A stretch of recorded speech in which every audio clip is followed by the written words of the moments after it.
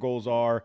And like I said in the text, this is your opportunity to tell your story. So if we're going down a path you don't want to go down, tell us to stop. If there's something specific you want to talk about, bring it up. It's a really casual conversation, and the goal is to get your story out.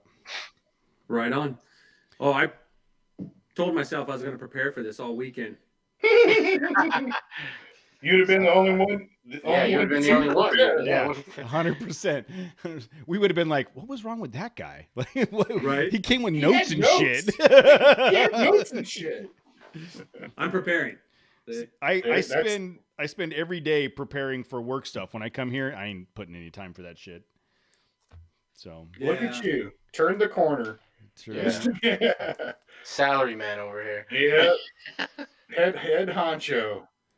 I don't got time, bros. I ain't got time. Tim's here. Perry G's here. Dag Root here. Sup, boys? All right. So that means we're live and people are rolling in. I love me some Timmy. I'm sure that you do. I don't want any video of that, though. Slavin or Slavin? I do.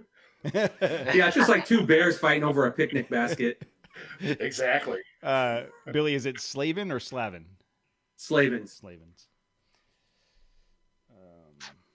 Okay. Oh, that's right. So since you and Tim were bestest buds at camp, I'm sure he's gonna have plenty to of say. comments. Yeah, in the chat room. I'm gonna have to ignore everything Tim says. He loves me. He really loves me. Adam says, "Hey, boo boo. Shy's here. Billy the Rockstar's in the house." Jose says they're hairy. Or Perry G says, "Jose, they're hairy cuddle buddies." Dude, can you imagine? Wow. Matt, Billy, and Tim like in a jail cell Can I? shower together, like just lathering each other up? Yeah. Dude, we were all sitting on the same side of the campfire, and it was leaning. All right. Are we ready to get started? Yeah, man. All right. 3, 2, 1.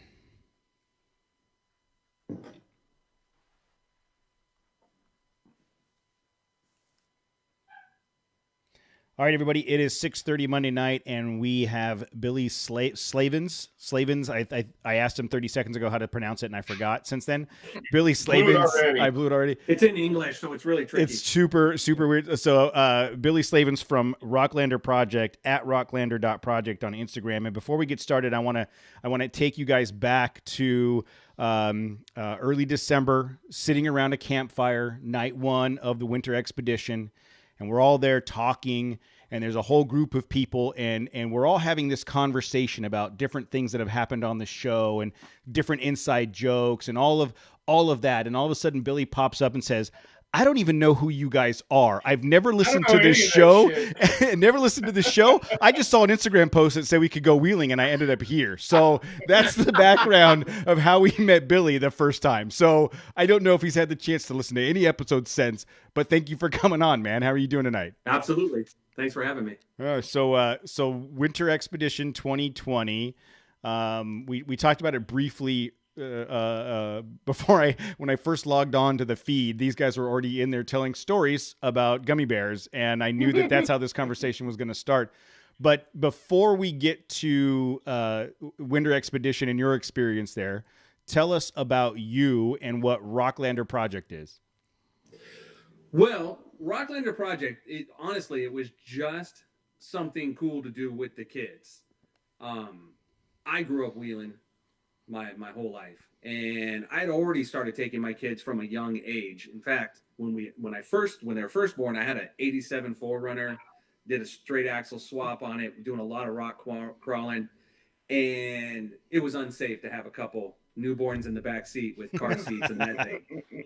So we bought the Jeep. And what you want to put them in more danger? I don't understand. Yeah. Absolutely. You want like zero safety. They're real little like that. They like tow trucks. So we got a Jeep. And like everybody else, we just weekend warriored it and did a lot of rock crawling and quick trips to Big Bear and stuff. But a couple years later, unfortunately, you know, I went through a divorce and stuff, and we got rid of the Jeep. And then really shortly after that, my kids lost their mom. Mm. So I had them full time. You know, I actually stopped working at the end of 18 to take care of my kids full time.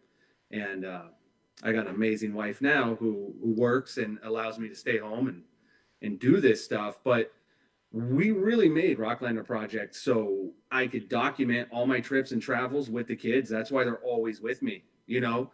And that's why we had such a big year last year, was because with COVID and them not going to school. Oh yeah. You know, we took about 15 trips. We probably spent 4 months out of the year in camping and dispersed campgrounds all over the place. That's amazing. How old are your kids? 9 twins. Oh, wow. Man. Yeah. So That's girl twins. Dude, I can't even that's, you know, 4 Sounds like years. That sounds like a TV show that you just started, you know, like, so it's kind of like a mix of Brady Bunch and like Family Ties. I don't know, but it's just a whole sitcom about you guys going camping and different Yeah, places. man. Say sometimes it's like that. If anybody was watching us, I'd just put my head down. Where have these campgrounds been? Like all Southern California, or what's the radius that you've gone? Arizona up to the northern tip of California, southern Oregon. We did Red Lake, we did Coyote Lake, we did Mammoth, we did we even went farther than that. Bowman Lake, we did Laurel Lake. A lot of lakes. I get it. So lakes where there's water, you can't. You guys like lakes.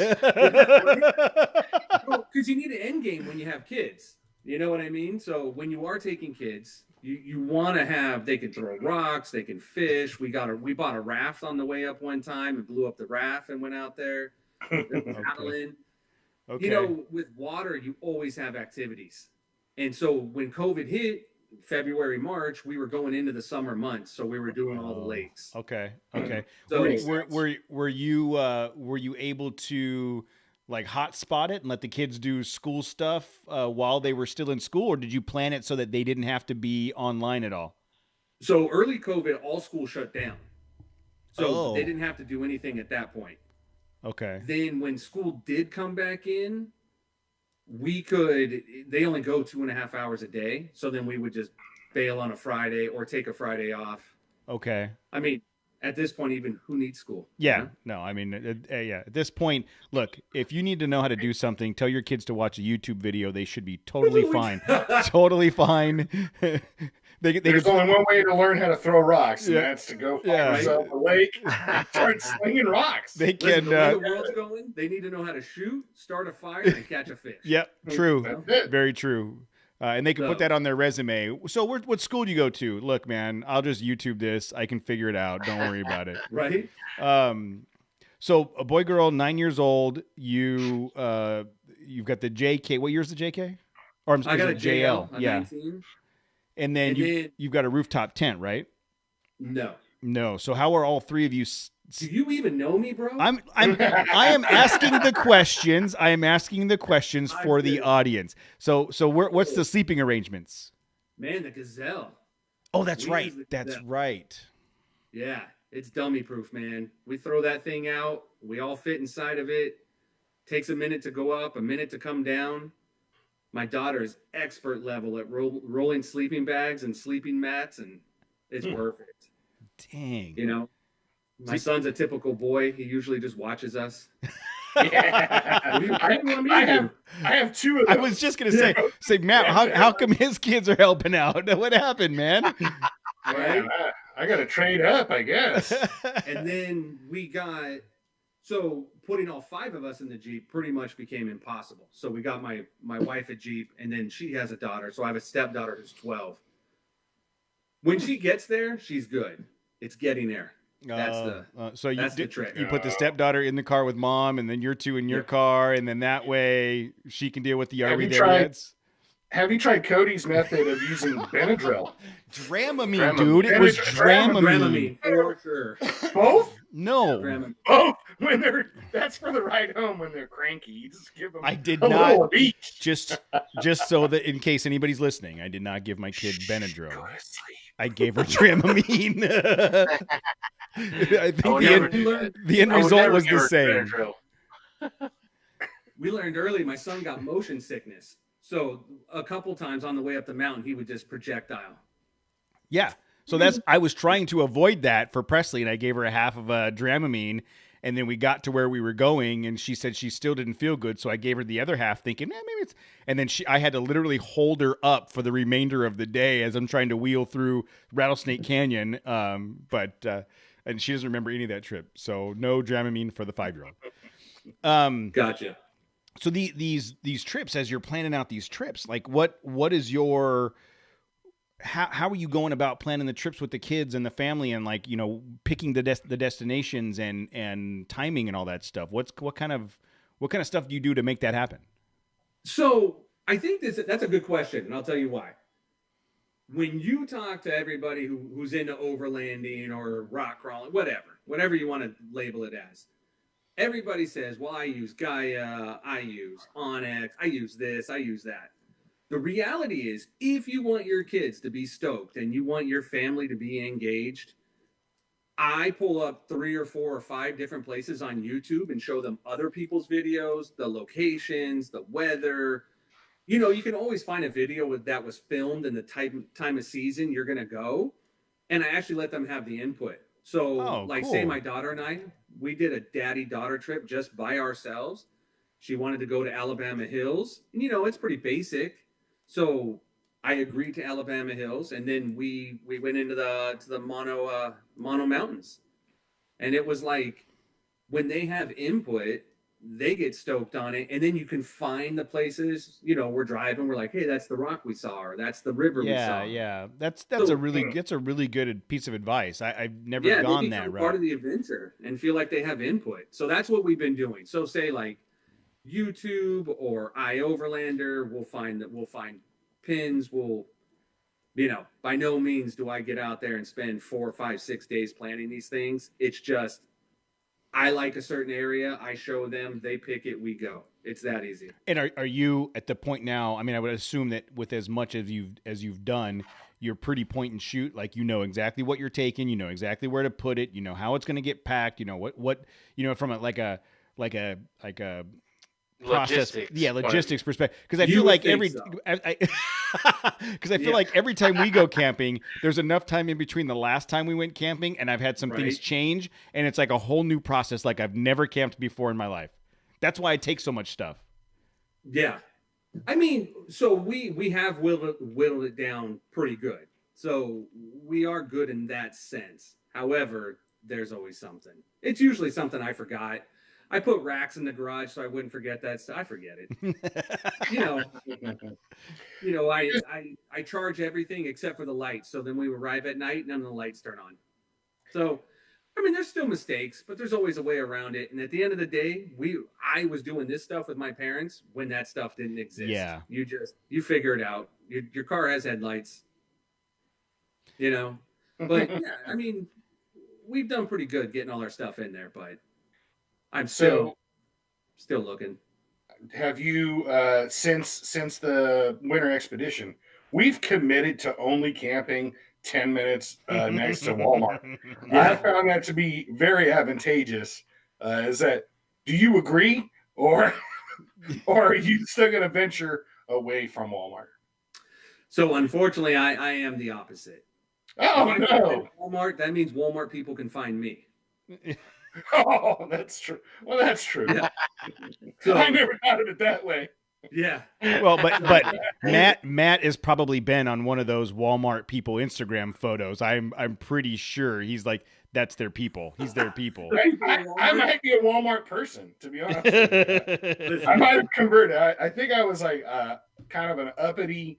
You were Target. You were a Target guy, yeah. Beforehand, and now I might have converted, which means I have to wear super tight, stretchy pants whenever I go. So hot. And you not only like pants. Walmart, but you picked Walmart in Parker as your bar. Like that's where you're setting your bar. it's only up from here. Like you can't. That's true. That's pretty much. So it gets better. It gets better. Right. Yeah. Yeah. I mean, listen, that worked out there, but no. I mean, unfortunately, once I get set up, I just like having everything. So I'm not big on pulling everything up and running to the store. And then you spend money you don't need to. Then the kids want stuff. It's a whole nother battle. I agree. And going back to the previous conversation about having everything set up, like if I felt like I had my shit together and I had a real plan every time we went out, like, yeah, I would want to get out far and not have to worry about it. But I always have this like impending feeling of forgetting something, or damn it, I wish I would have had, or whatever. Or I overbuy food that I'm never going to eat and I end up throwing away. I think at the end of the day, it just comes down to getting two things: getting better at having a plan, and then realizing once you get there, you don't need any of that shit anyways. Like, just you know what I mean? You made the point about your parents. Like, you didn't have any of this stuff. You didn't have LED lights, and you didn't have a super special tent, and you didn't. F it, just show up with. I remember back in the day when we'd go to Pismo Beach for 4 days. I had a CJ7. The back seat came out of the CJ7, an ice chest, a tiny little barbecue, and a sleeping bag. That was it. Like, I wore the same clothes for 4 days. I ate hot dogs for 4 days, hot dogs and Pop-Tarts for 4 days. Like, there was nothing I needed. Now, all of a sudden, I need like 15 different things. And just in case it gets this cold, I'm going to bring this sleeping bag. You know what I mean? It's we've overcomplicated it. What's that? It's for the gram. Yeah, for the gram. But I think I have overcomplicated it, and I just need to pare it down to something simple. There was no gram back in those days. It was just like Polaroids. Like you had instant pictures. That was it. And then you could show people Polaroid pictures. That was it. So that was like the gram. In the early 80s, my parents, they were, the one cool thing they used to do was take us across the Mojave Desert. They loved the Mojave Trail. They had a 79 Ford Bronco. Nice. And I used to try to explain to people, they would like make breakfast burritos and throw them on the engine, and we would drive the trail, and then 2 hours later we're eating hot burritos or bean and cheese burritos or Spam sandwiches. Like, that was it. Fig Newtons was our... Oh, I love Fig Newtons. Right? And, I mean, that was it. I mean, they just bought enough of that we could live, and gallons of water, and that was it. Yeah. And then I'm out there like, I got to have a special rack. I got to have this rack. Hold on. Wait till my scuttle gets to 285 degrees. I have to make sure. My scuttle's not at the right temperature to make this T-bone perfect. I don't. Yeah, you're right. It's. I remember one time we went camping. First of all, I would like to apologize to Scottle for Cody's remarks. I would love to have a Scottle. Scuttle's not a brand. Scuttle's a thing. It's not a brand. That's Cody. Cody hat. Right? Isn't Scottle a thing? It's not a brand. No, it's a brand. Oh, is it? No, Timbo Tusk. Timbo Tusk is the brand, the big brand. Oh, there you go. Yeah. Scottle is the type of cooking thing. I wasn't disparaging anybody's. Yeah, I wasn't disparaging anybody's product. No, but you gotta love when Scottle guys flip out when people call them woks. We one time my buddy and I went camping. We were in our Jeeps, and I remember we went to the store. We had just like hardly any money, and we ended up buying, for whatever reason, a loaf of bread, and Nutter Butters. So for dinner and breakfast, we had Nutter Butter sandwiches. Literally put Nutter Butters in between two slices of bread, and and Mountain Dew. Nutter Butters, sandwiches, and Mountain Dew. That was like, I could survive on that, dude. That was my camp gear. That sounds like high blood pressure and a heart attack. Yeah, when you're 22, you could pretty much do anything and not. Now, yes, I would probably be in the hospital if I tried to do that now. Yeah, just opening up that pack of Pop-Tarts would probably wreck you. So your house this weekend, Nutter Butters and Mountain Dew? Nutter Butter, a Nutter Butter party. Yeah, I would be cool with that. So the kids get to help choose the destinations, and it sounds like they help break down. Do they help do the packing and the prepping and the mapping and any of those things? So mapping's pretty basic. I pin it. That's it. So No, not really there. More packing, yes. Yeah, and I let them pack a toy bag, and I let them pack things that they think they could use there. My daughter, for whatever reason, collects sticks everywhere we go. Thinks she needs to bring them back to the forest. So, Yes. And she names them all. It'd be like Todd and Stan.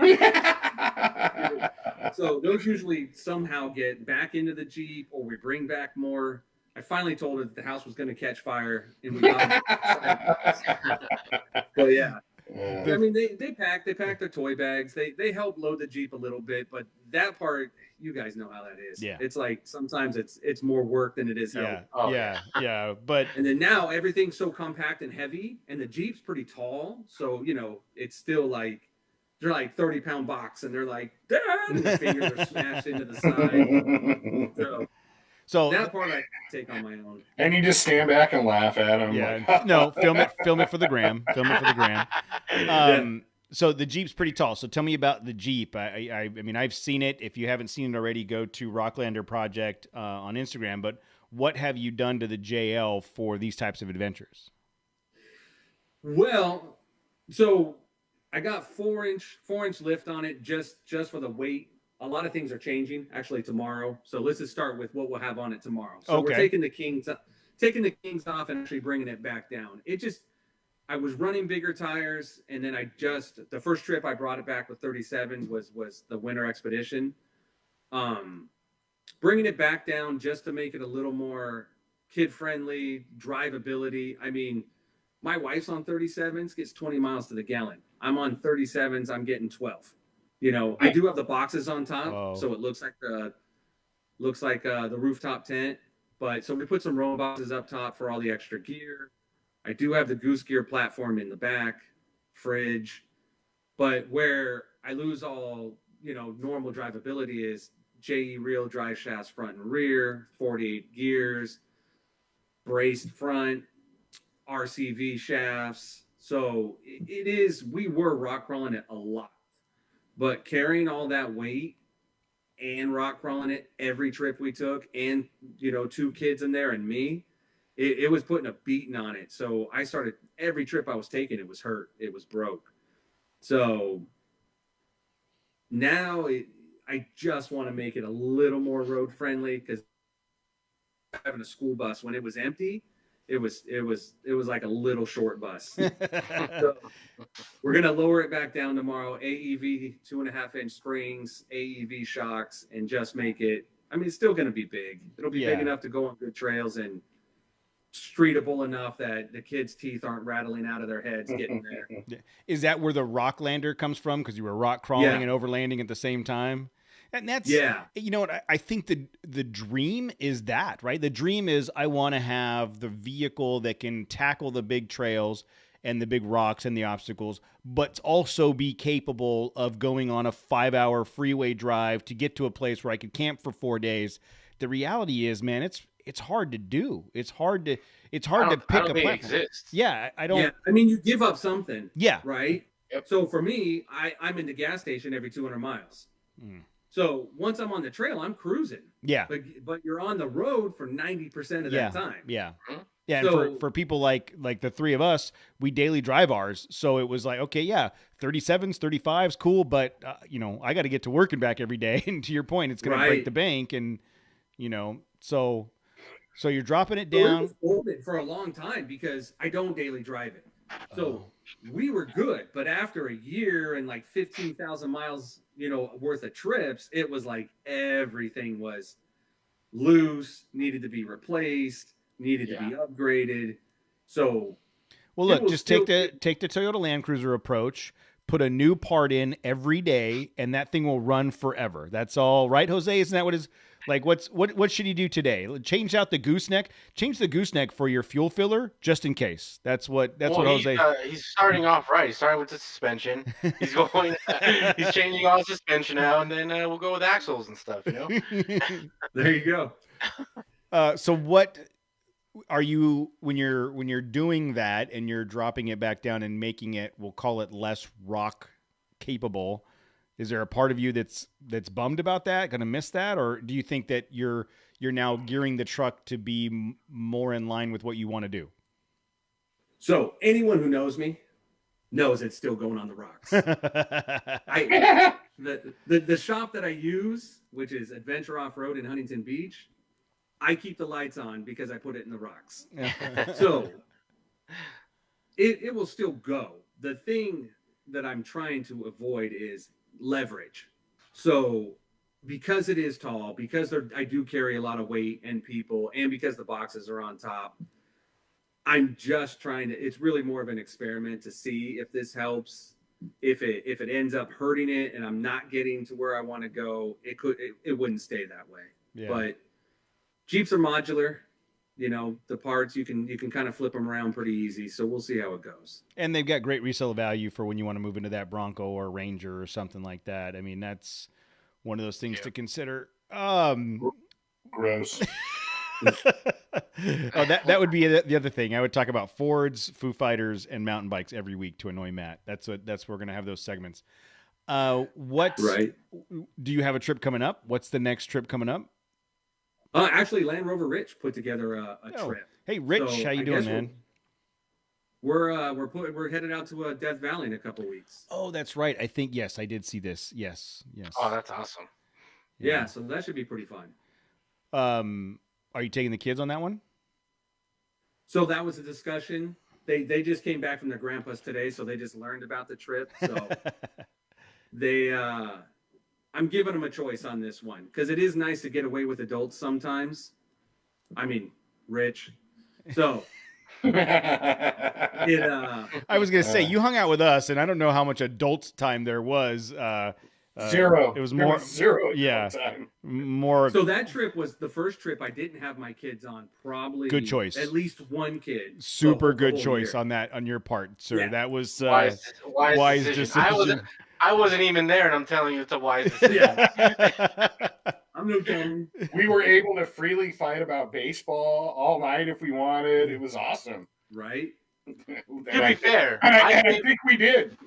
Yeah. To be fair, I gave a clear warning before a couple weeks before the trip. Like, it's not going to be child friendly. This is not a child friendly campfire. Well, it's fun. Right? What's funny is I always want it to be family friendly. Like the trip during the day is always family friendly. Like we go out of our way to make sure. But once the sun goes down, there's a certain switch that gets flipped, or there's a certain top that gets popped, and it changes the dynamic of the. So if you bring kids onto these, and like Scott brought his daughter.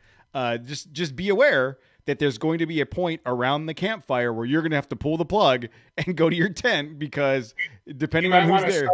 You might want to start a more family-friendly fire. Yeah. It's like when Sergio was sitting there and he had little Sergio with him. I was like, oh my God. I was thinking, I mean, if he's cool with it, I'm cool with it. Yeah. I think let's be clear. The next morning, so I think he was okay with it. Little Sergio is cooler than any of us, just so we're clear. Like he's the coolest kid around. So we just got to be aware when we plan these trips that could be a possibility. Well, tell me about that. So not knowing who we were and not really knowing what the group was going to look like. How did the winter expedition stack up to your expectations for a weekend of wheeling? Honestly, so it is cool to go dispersed. It's cool to do hard trails. It's cool to do all that stuff and duck off the grid. But especially with COVID and how everything's been, that winter expedition couldn't have been any better. To be able to get away, not have my kids for a weekend, have fun, have it be light enough that we could all just be ourselves and do our thing. It was awesome. It was much needed. I mean, taking that trip out to the desert bar, I'd never been there. That was rad. Yeah. You know, that whole area, that little billy goat trail hanging off the side of the mountain like we were. I want to go back. I know not all of us here did that trail. Hey, somebody had to shepherd some of the kids back to camp, make sure they get back there. Because But- with all the technology in those trucks, they couldn't have Yeah, found yeah, plates. exactly. Yeah.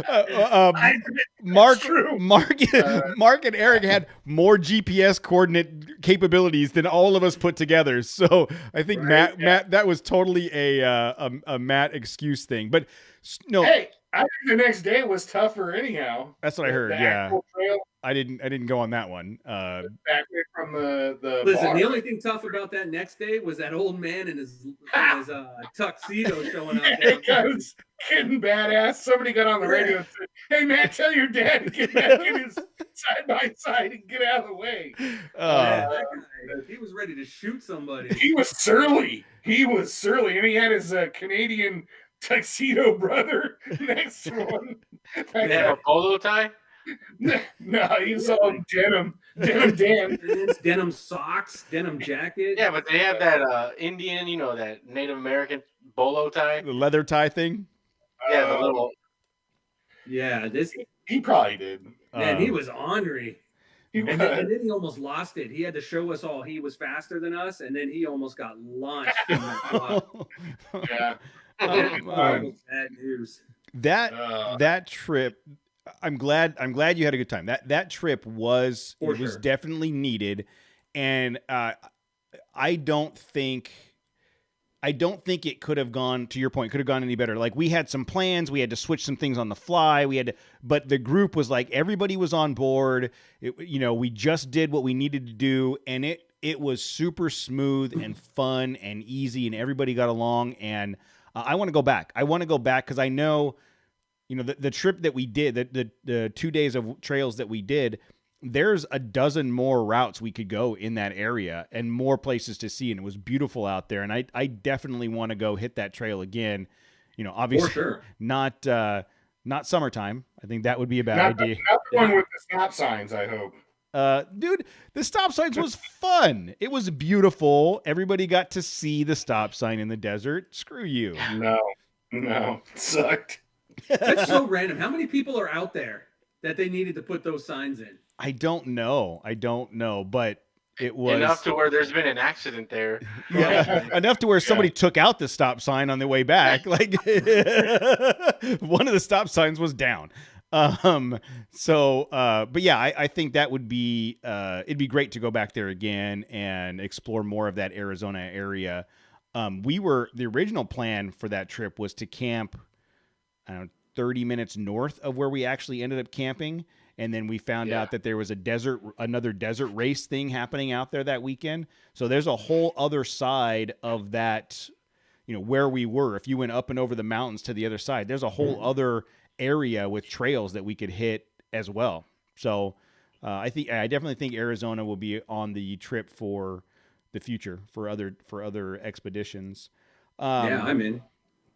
I'm glad. And it's funny, like we'd kind of talked about it earlier, before we started recording, where that group, we had I don't know, 20 rigs or so maybe 30 people, and there you made connections with some people there that you didn't know prior to that, and now you're having normal interaction with them and planning trips on a regular basis, and that's kind of how these trips go for us. We plan, we have a group of people that we've hung out with before, and then new people show up, and the next thing you know, they're part of the normal group of people that we go wheeling with. So the problem becomes when we say, okay, we're gonna make it a max of 25 vehicles. Well, we've already got 25 vehicles already ready to go from the last time. How are we going to make this work? So we need to find ways to make bigger trips with more people if we can. So what, above and beyond like the off-road trails and the expeditions with the families and stuff, what other things are you doing right now that tie into the Rocklander project? Well, like everybody in the world, we all got blindsided with COVID. So it was a perfect time to invest heavily into making a bunch of shirts I wanted to sell. So what I ended up doing was, honestly, it's not that I'm that great of a Samaritan, but I just felt bad. Everybody was stuck. We're doing okay. So we just ended up raffling off. I think we gave away like 70 shirts. Wow. So we donated them to raffles, which we did with your thing. Yep.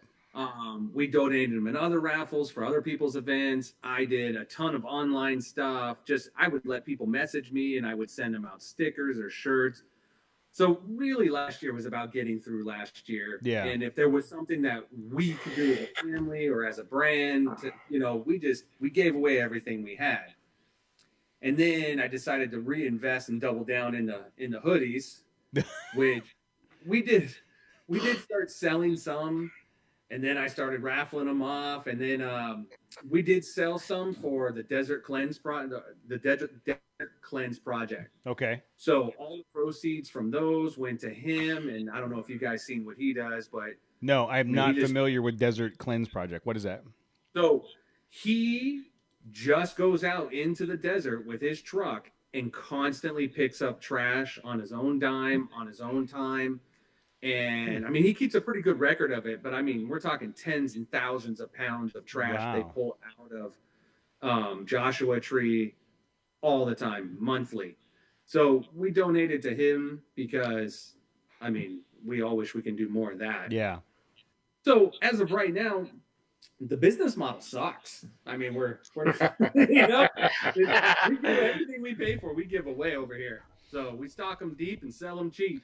And but in the future, when things do get a little better for everybody, for us, and a little more serious, I mean, I would like to consistently make things that we can sell, but I don't want to take it all that serious.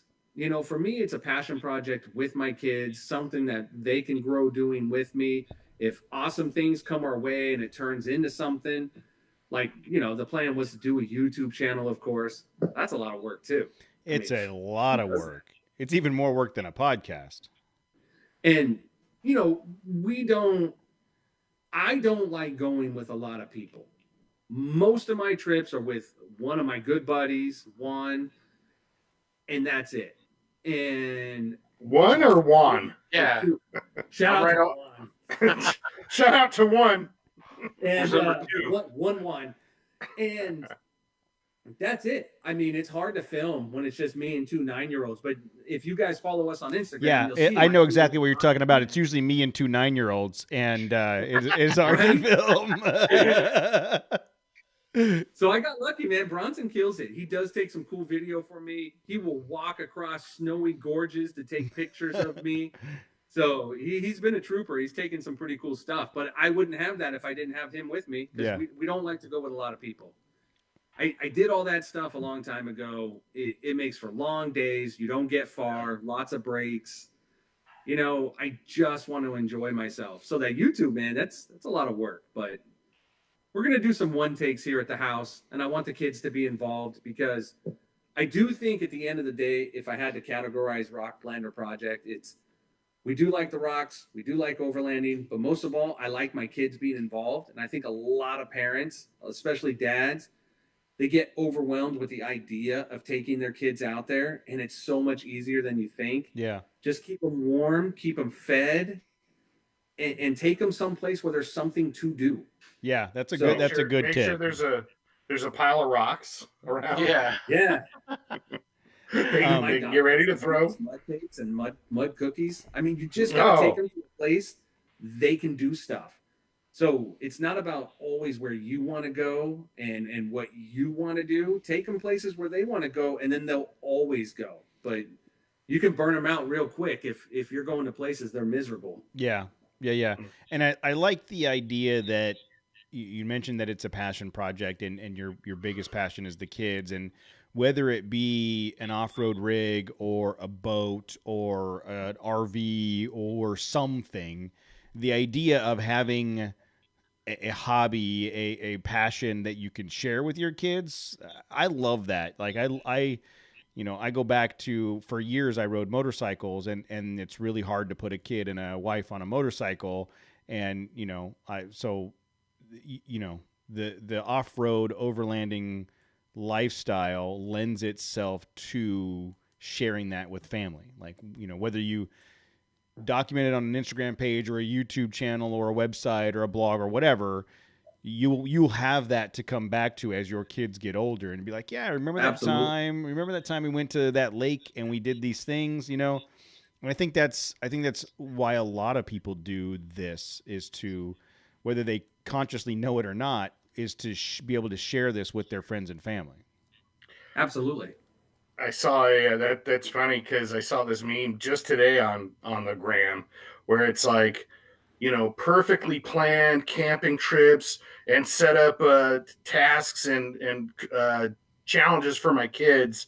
And the one thing they remember is me cussing at somebody in traffic on the way there. That's the core memory of the whole thing. Not learning how to fish or build a fire or anything, playing catch. So yeah, it's funny. I know my kids. They know life ain't fair. They've learned that one from me. Yeah. And that people. Yeah. Yeah. It's usually what they hear is we're getting cut off on the 395 because I can't do 110. Yeah. Yeah. Because once you get up on the 395, ain't nobody slowing down for nothing. No. Yeah. So, yeah, I mean, it is hard to categorize it, and it is something I do get asked all the time, and it is something that I wish I had like a more profound answer to, but really that's what it is. Just like you guys getting together here, man. I mean, it's it's fun and it takes you where it takes you, and as soon as you make it serious, it's not fun anymore. And if I wake up having to worry about content to post or I have to get somewhere, it starts taking the fun out of it. Yeah. So yeah, and I like it can, there's nothing that says that it can't take you, to your point, take you someplace different. We have made connections, you being one of them. We've made connections in the with people in the community that we wouldn't have been able to make had we not done this show. We've had Absolutely. experiences in the industry and done things that wouldn't necessarily have happened without doing this and having these conversations with people on a regular basis. So, I think for anybody that has an idea for creating content or wants to document their family adventures, you never know what's around the corner. Just do it for you, though. Do it for you and your family and for the enjoyment, and then whatever happens. Absolutely. So you said YouTube is YouTube off because it's just too much work? You're not going to do it? No. I mean, it's there. I put some clips on there in certain places we went. I just document kind of the time we were there for the same reason as, we look at other people's videos. So that way, if someone looks up that area, they'll see when we were there, what the weather was like. But they're all pretty short, like unedited. Usually me doing some knucklehead obstacle that I shouldn't be doing. And, and I got one of the kids running around with a safety vest on filming me. Well, there's some, we've interviewed a lot of content creators that have really good YouTube content with the intros and the whole thing. And this, I love those YouTube channels, but I also think there's a place for the Matt cell phone dashboard video, like that's all Matt does. Nobody wants to see that. You know what I mean? I've tried. I do think that there's a place for that raw, unedited, 15 seconds, whatever, throw it out there. It's not, I don't think a successful YouTube channel has to have all of the back end production. Sometimes it helps. I'm sure it helps with algorithms, and I'm sure it makes it flashy. But I think you can literally throw up stuff, and whether you get 2 views or 2,000 views, at the end of the day, your kids are going to remember that time he was running around with a safety vest on. Yeah. I mean, I do like the grassroots YouTube channels, like the ones that are just people filming what they're doing. I don't want to watch YouTube channels that look like an infomercial for a set of tires that,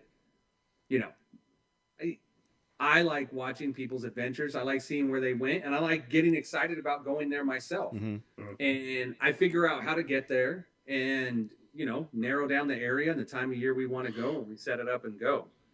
Do you ever get concerned about going out there on your own? Yeah, I do. But I bring friends. Got it. Point taken. So I'm never quite alone. But yeah, I mean, you have to, right? Because crazy things happen and crazy people are out there.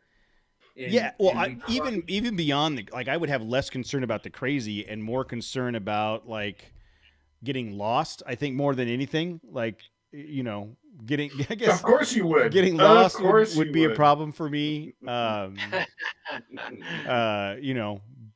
I guess, you're, you know, Well, as long as your I vehicle mean, doesn't break down, you're fine. listen, we're in California, first of all, and there's not very many places in California you are just not going to be able to reach civilization. Yeah, true. And we do have the Garmin, the InReach. Yeah. So we always have sat connection of some kind. We always check in at the house. If the wife's with me, we'll check into some family member somewhere that they at least knew our position. And with the Garmin, it's rad. People can log in and actually just see where you go. So if you're moving around, someone's always watching. But yeah, I mean, we do try to be safe. Obviously, if it's me by myself with the kids, we're not going too hardcore. It's more of a journey than it is a hard trail. But I haven't felt like we've gone too far and out of reach from any kind of help. And the Garmin does help a lot with that. It's, there's someone on the other end, fairly quickly. So that's pretty cool. And I wonder from a parent perspective, this may be a little bit too profound for this show. Hold on, Jon. Okay, it went away. I'm beat. I'm so tired. I work hard. From a from a parent perspective, I wonder the exposure for your kids to get out into the world away from civilization, even if it's just for a little bit, and your willingness to do it with little hesitation and going to explore. Like I wonder from a development standpoint, like how does that impact your kids? Like, are your kids going to be more adventurous growing up? Are they going to be not afraid to take that job opportunity in Texas? Those kinds of things. Like and I'm not saying it's good or bad or either. I just, Sure. the fact that you're doing so much of this with your children, I have to believe that it's going to have some kind of positive impact on them down the road, having that experience. I hope so. I mean, so we live in Orange County, and I mean, it's tic-tac houses everywhere, right? Everywhere's a housing tract. We live in a little neighborhood here. A lot of people don't take their kids out like we do. And so this is what's normal to them.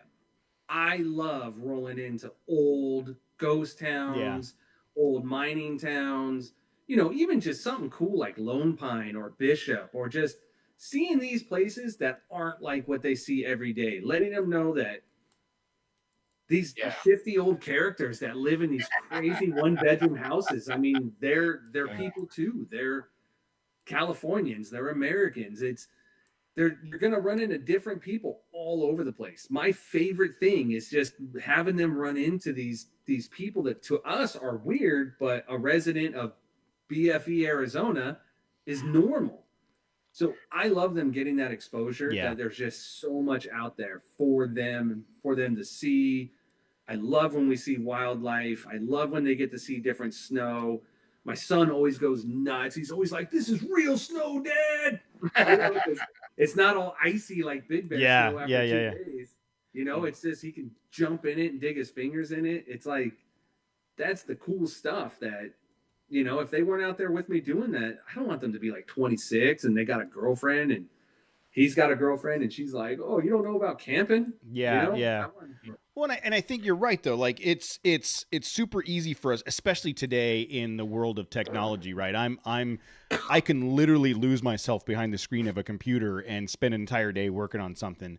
To get the kids out there and expose them to weird neighborhoods and weird people, and I think that it just broadens the perspective of the world for them. And the things that we do, the places that we go, those are places that 98% of the population, even though they're the same distance away from it that we are, 98% of the population isn't going to go see that mine out on that trail at Mojave just because they don't even know it exists, right? So right. I hope that, as my daughter gets older and she wants to do more of this stuff and she appreciates the experience, that it's it's something more than just, to your point, the same track homes that we live in, and go to Target and go to school and whatever. I love to hear you talk about how that you're experiencing this with them. Yeah, I mean, they definitely were my motivation. And it's funny because what saved it all, no sponsors here, was that Gazelle tent, man. Just being able to have that easy thing to set up and break Really? down. When It was that significant. For me, it was huge. Those I Coleman tents and all the bendy posts and trying to get, you know what I mean? Like, you need 2 adults or you need 15, 20 minutes. There's nothing cooler than not mine. Drive wherever you want and just throw that thing over there. And it just made all the difference because it was easy and it wasn't work. And we could drive until it got dark and set it up and keep moving. It was awesome. No, I picked up it's like a Coleman 1-minute tent. That thing it's a minute. Like it pops open and you're ready to go. Yeah, I think that's appropriate for you. 1 minute. Well, that's about right. Yeah. If you're lucky, you already know. On a good day. Yeah. Depends on how many beers he's had. Right, a minute in and a minute 10. Yep. Well, I don't disagree. Like I've been recently talking about getting a trailer, turning it into an overland trailer with either a rooftop tent or something for the simplicity. Like if it was just, man, I'd back up the trailer. All the gear's already in there. There's already all I got to do is put some drinks and food in it. We would go down to Huntington and camp for the night, or San Clemente or San Onofre or whatever. But like to do that now with a wife and daughter, it's like, okay, hold on. Let me make my checklist of all the things that I need to pack and make sure that I've got, you know what I mean? I want that simplicity. I want the easy, throw these 2 crates in and a sleeping bag and we're out. You know what I mean? I want to be able to do that because there's so many places here in Southern California where you could literally 45 minutes from home be camping. Absolutely. Well, think about it. Take the 20 biggest overlandy, off-road, rock crawl, rocklander YouTube channels, right? They all make it look easy and they edit them out and everybody's got a rooftop tent and everybody's got the common denominator with 18 out of 20 is there's no kids. Yeah. Everything looks easy when you don't have kids. Well, like I said, Pop-Tarts and Nutter Butters, I'll sleep in the cab of my truck. Like I'll go anywhere when I was in my 20s, It's like if you're cold, you'll deal with it, and if you're hot, you'll figure it out. Or if it's cold, I'll go home. Like if you're mad, you'll give. If your CPAP doesn't work, you'll quit. You'll quit on the entire weekend and go home. Trips over. That's right. If I'm too cold, or I can't sleep, or I'm too hot, or I can't sleep, it's time to go home. Or there's no food, or you can't sleep, or you run out of beer, you can't sleep. But no, again, I don't have to worry about running out of beer if I hit Walmart within 10 minutes. So that's my future plans are solid. Yeah, I don't know. With that road, though, it was like a 50-50. You're going to blow a ball joint. I don't know if the Walmart runs. Well, in a Jeep, I have a Nissan. Yeah. I have a Nissan. Yeah. I was doing Mach 2 over that. He not a problem. He literally was like a Tatooine land speeder about 6 inches off the ground all the way out to Walmart, just so he didn't come back down until he turned onto the highway. That's the way it worked. That's right. That's right. But you're right. Yeah. That road was... We'll say it was maintained at some point in history in the last 100 years. There was some maintenance there, but it was it was new. It was nice. Yeah. There was like a cattle grid or something like in the weirdest spot. Like I think they could still walk around this if they wanted to. Right. At one point, so there's when you first come off the highway to go down that road, there was, I would say, 100, 200 yards in, there was a railroad track. And it was the typical, it goes up to the railroad track and then drops back down. And every time we went by there, Matt and I were having a conversation about jumping it. We're going to jump it. I'm going to jump it. And then at the last night, I had my nephew and his buddy in the car. I had my nephew, I can't remember if he had a friend with him. Yeah, he did. My nephew and a buddy in the car. And we went to the store and we came around the corner and I was like, I'm doing it. And I launched the Ranger over that. He shit himself. The backstory there is I started getting cupping on my tires and I had to take it to the shop. and they're like, "Oh yeah, the front end alignment was so off on this thing." Like, so that trip between the rock trails and the jumping of the railroad tracks, I completely blew out the front end alignment completely and had to get it redone. So, pro tip: don't do that. Yeah, running in there at night was pretty surprising. The first one I hit, and everything in the Jeep launched out the window. I was like, wow. But yeah, man, I mean, that's kind of where I do see such a shift in what people want you to see and what reality is, what, everybody's posting and the awesome pictures. I like knowing that anything I post, all the content that I use, there's kids there. Anywhere we're at, they're there. I do post I don't put them on there a whole lot. It's funny because if I post something of the kids, it's like it doesn't get much reaction or conversation, but I will get a lot of DMs of people saying like, "Hey, what's your advice with getting kids out there? What to do and what's that?" But it's almost like because this hobby has gotten so big and so glorified, and there's such a needing of acceptance, people are scared to say like, "Dude, I'm a little nervous about taking my kids out there," or what are some of the things, so they don't want to ask that question on the content. They want to ask you privately. Well, and for me it's like, dude, this is why we do it. Yeah. If you can't pass this on to your kids, this is why we do it. So please ask. Yeah. I got 9 years. I mean, they started going out with me at 6 months to about a year. They started doing day trips, rock crawling. By 3, they were in the snow. We were camping, and by 5, 6, they were doing a week at a time. Yeah, and it's always been awesome. And I think that that reluctance to ask the question expands beyond the kids. It expands into asking questions about what trails to go on, or asking questions about what upgrades to do, or asking questions about what kind of gear to have.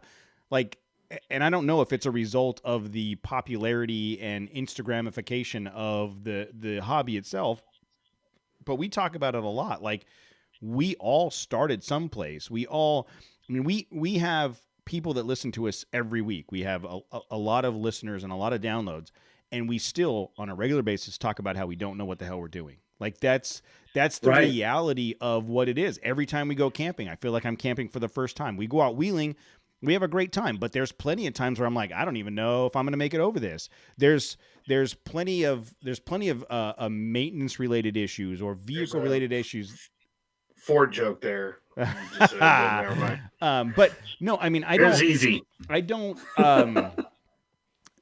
I hope that people realize that regardless of how big the hobby is or how many people are doing it or what it looks like online, like, you don't have to be an expert to do this. You don't have to have 40-inch tires to do this. Just have fun. Just start small. Go ask to go. I love it. We did Mojave Trail a couple years ago, two trips ago, and one of the people with us, they had a vehicle that they had never taken off road. They had never aired down. They had never put it in 4-wheel drive. We're like, yes, come on, you're coming with us. We're gonna have a good time. Like, I love that because I love sharing this with other people, and I want them to get out there. By the end of the trip, towards the Kessel Run end of the trip, he was hauling ass. Yeah, he was.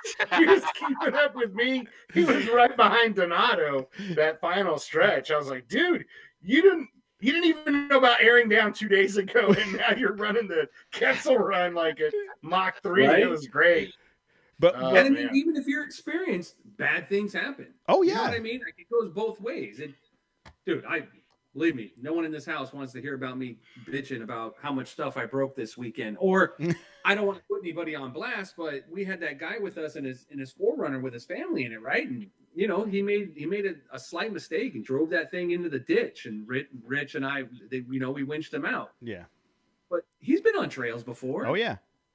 Things happen. It does. What? He was fine. Yeah. Yeah, and the thing is, things happen to all of us, and then everybody there will jump out of their truck, point, laugh, take some pictures, and then help you get over it. Like, that's just how this works. Yeah. Like, the goal is that everybody gets through it safely and has a good time. It's not, If that were me, I'm gonna apologize to that person, but if that were me and I had to get pulled out in the in the Frontier, I would have just punched it down that ravine.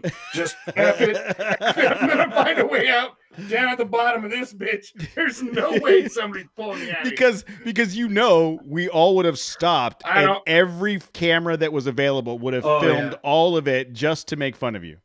Yeah, it would have been never ending. There would have been podcasts, like entire shows created to talk about. And let's be honest. YouTube channels. At the time, both you and Tim were in the Frontier. So if one of your tires had gone into that ravine, you weren't stopping it anyways. You guys were going all the way down, no matter what you did. That wasn't gonna happen. What else, dude? What other things are you working on? Is there anything else that you're excited about coming up, other than the upcoming changes to the vehicle? Well, I'm glad you asked. So my buddy Sam and I, which is Sam is I Am Rocklander on Instagram, we are starting a podcast. Okay. Which is Rocklander Nation. And really it's just, to tell our tale. And he's got the gift of gab.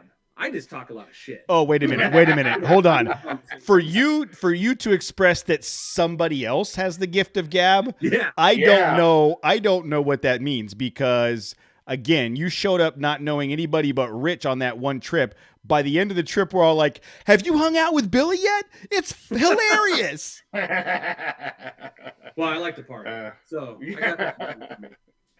But yeah, I mean that's what we got coming up next. So we are we're gonna do our shtick on the February 24th, and we're gonna upload it and publish it on March 5th. So of course on Instagram we'll start putting that out as soon as it gets close, and hopefully we can do something pretty cool with it. Maybe get the kids on there, let them tell their story, their side of it, have people on. Just like I said, nothing too serious, but just have fun. I mean, what drove that? What made you decide to do that? I think so. We didn't coin the term Rocklander, of course. Somebody else came up with that. It's brilliant. We kind of ran with it. Like I said, I Am Rocklander. I'm Rocklander Project. But at the end of the day, he is one of those guys on 40s, by the way. So he's on his 40s and his 1-tons, and he was out doing Chocolate Thunder this weekend, full-bodied JK. Hey, look, what he does on his own time is his time. We don't need a subscription for that. Whatever he wants to do with his 40s and his Chocolate Thunder, you let me know where the OnlyFans is. We'll log in. So, he's got a fridge in the back and wants to do long trips too, and we've done them. And I think the more people can hear that it is simple, that it is just for fun, that it is for family and for friends, and not all. At the end of the day, it just comes back down to it's not all that serious. Yeah. It's not about making helicopters come in and film you driving down the Alabama hills next to the Priuses and the Teslas. It's just going out and having fun, going to the places you want to go and hearing the stories about it and getting you motivated to do the same thing. Yeah, I like the fact that you've got both ends of the spectrum. So we've got a buddy, Joey D, that's on 40s, and he comes on every one of our trips. He can rock crawl all day, all he wants, and blow us out of the water on those kinds of trails. But he comes out and does the 2-3 day trips with us just as easily. So you can have that. When I was saying something earlier about the 40-inch tires, that's not saying you can't do this on 40-inch tires. Sure. You can. You can do it on 31-inch tires too. Matt did it for 2 years on stock Frontier tire. I mean, I think that's what the similar message that you're sending is, that there's no real tried and true, like you have to do it this way and you have to have these things and you have to have this experience. It's all you make it up as you go. What's funny is like it's like a balance. Where if you're on 31s, you're in a stock Nissan and you hit anything off-road, it's like crazy. But if you're rolling 40s and you're on the highway doing highway speeds, it's like equally crazy as a guy. I'm going to die. I'm going to die. Yeah, Right? Totally. It's like a ratio or something. There's like inversely proportionate. It just comes down to so many people see, the whole YouTube 10 years ago was like you were saying, like the dashboard cams, everybody driving, the picture was shaking, but you didn't get to really see what went on in it because it was always in the dash. And then somewhere along the line, it did become a cash cow. It did become popular. It did become, what do you have in your ride and what do you have? And so anybody getting into it now sees and thinks, God, that's complicated, or that's an investment. That's what I hear a lot. It's like, dude, you don't need anything but gas and food. Yeah. Just go. But Yeah, they don't there's see that definitely a anymore. perception. There's definitely a perception that you need all these things to go do whatever it is we do. I mean, you don't need every single thing from the Bass Pro Shop catalog. I mean, Right? Cody takes it, but there's no need That's for just it. because I have anxiety about not having stuff. Like, I'll take 2 pairs of thermals, even though it's summer, just in case I get cold. Like, that's the kind of packing I do. But yeah, you're right. Damn it, we were going to have shish kebabs tonight, but I didn't have enough skewers. Like, no, there's about 10 skewers that stay in my kit at all time. But yeah, you're right. I saw my kids the first time we had them use regular sticks for the marshmallows. Like, dude, it's a stick. Yeah, nice. Just like, is this safe? Yeah. But yeah, the marshmallow kills anything that might have been growing on that stick. Don't worry for about sure. it. If you can process this, you're good. This is a test for the rest of your life. Building up immunities. You're right, and I think we've all had the conversation, and this is not a detrimental comment, but Expedition Overland, when they really started growing and they put the cinematic twist on what we were doing, and they went through all of the things, they exposed a huge portion of the population to the adventuring. But but there's the certain drawback to that was, I think you're right, people looked at that and went, wow, I can't do that because I don't have that type of vehicle or that type of phone or that kind of GPS or that kind of thing. And I think it's almost like those people are pros, right? Just because you watch the pros play basketball doesn't mean you can't shoot hoops with your buddies, right? I think that's the way I would equate that. Like, you can have a pickup softball game, doesn't mean you're the LA Dodgers. I mean, although pretty much anybody that plays a pickup softball game could play on the Dodgers. Sandwich. Yeah, speak for yourself. Yeah. But think about what they're doing. They're going on weeks on end, like, expeditions. Right. So they need to have, like, backups for their backup. Yeah, Most of us international travel, a lot Yeah. of it, which is, a whole nother ball game. And most of us here do just day trips. Yeah. I want to say like 90 to 95% of what people do are, just day trips to their nearest trail or whatever. Yeah. I would love to be able to go on those week-long expeditions. Oh, yeah. But just because I don't have the time or resources to do it doesn't mean I'm not going to get out there and still adventure. But it's like, even now, when you guys go out on the trail or we do go camping, I mean, how many people do you see that are truly stock out there? Yeah. Yeah.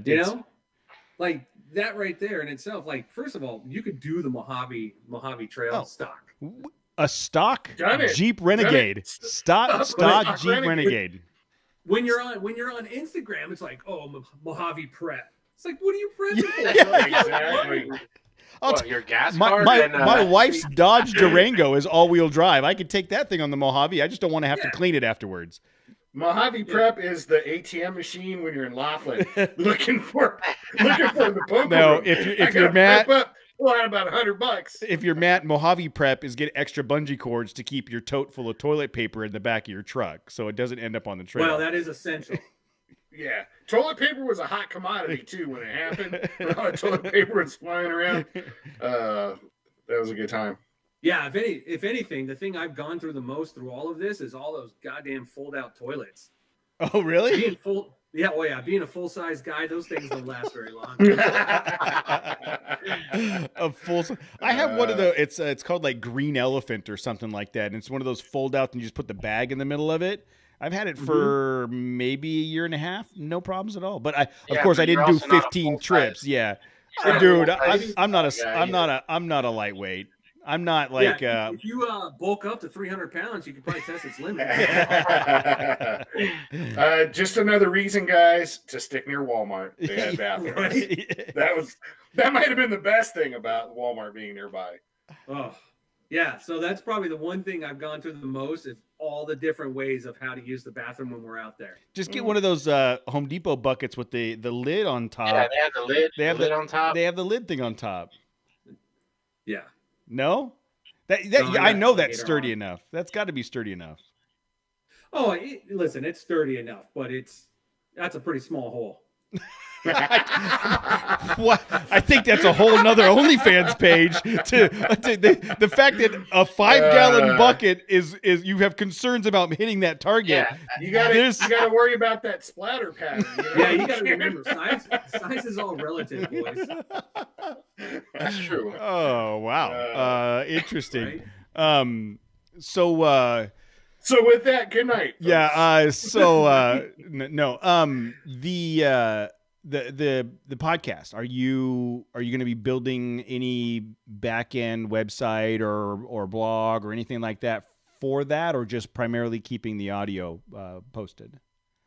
So as of now, from my understanding, it's mostly going to be the audio with trying to link it up to YouTube and just having it stay there. So it's pretty new for us as well. We've only been talking about it for 6 months, so we haven't had that much time to figure it out.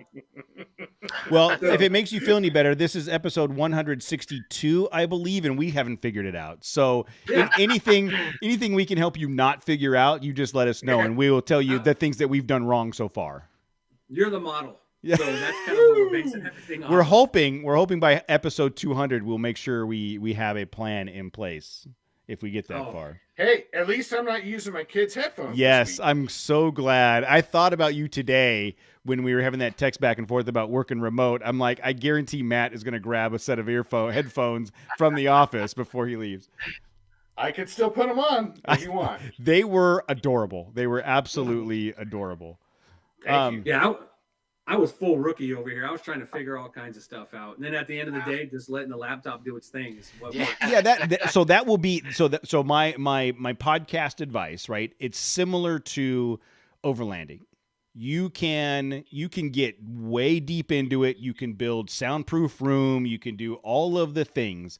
At the end of the day, a video. If you have a cell phone, if you have a cell phone, and that headset, you're good to go. Yeah. At the end of the day, make sure the call quality or the recording volume is as good. I mean, quality is as good as possible. So you have to do as little editing as possible afterwards, and you're good. The good content outweighs technology, and then you can build on it as you go.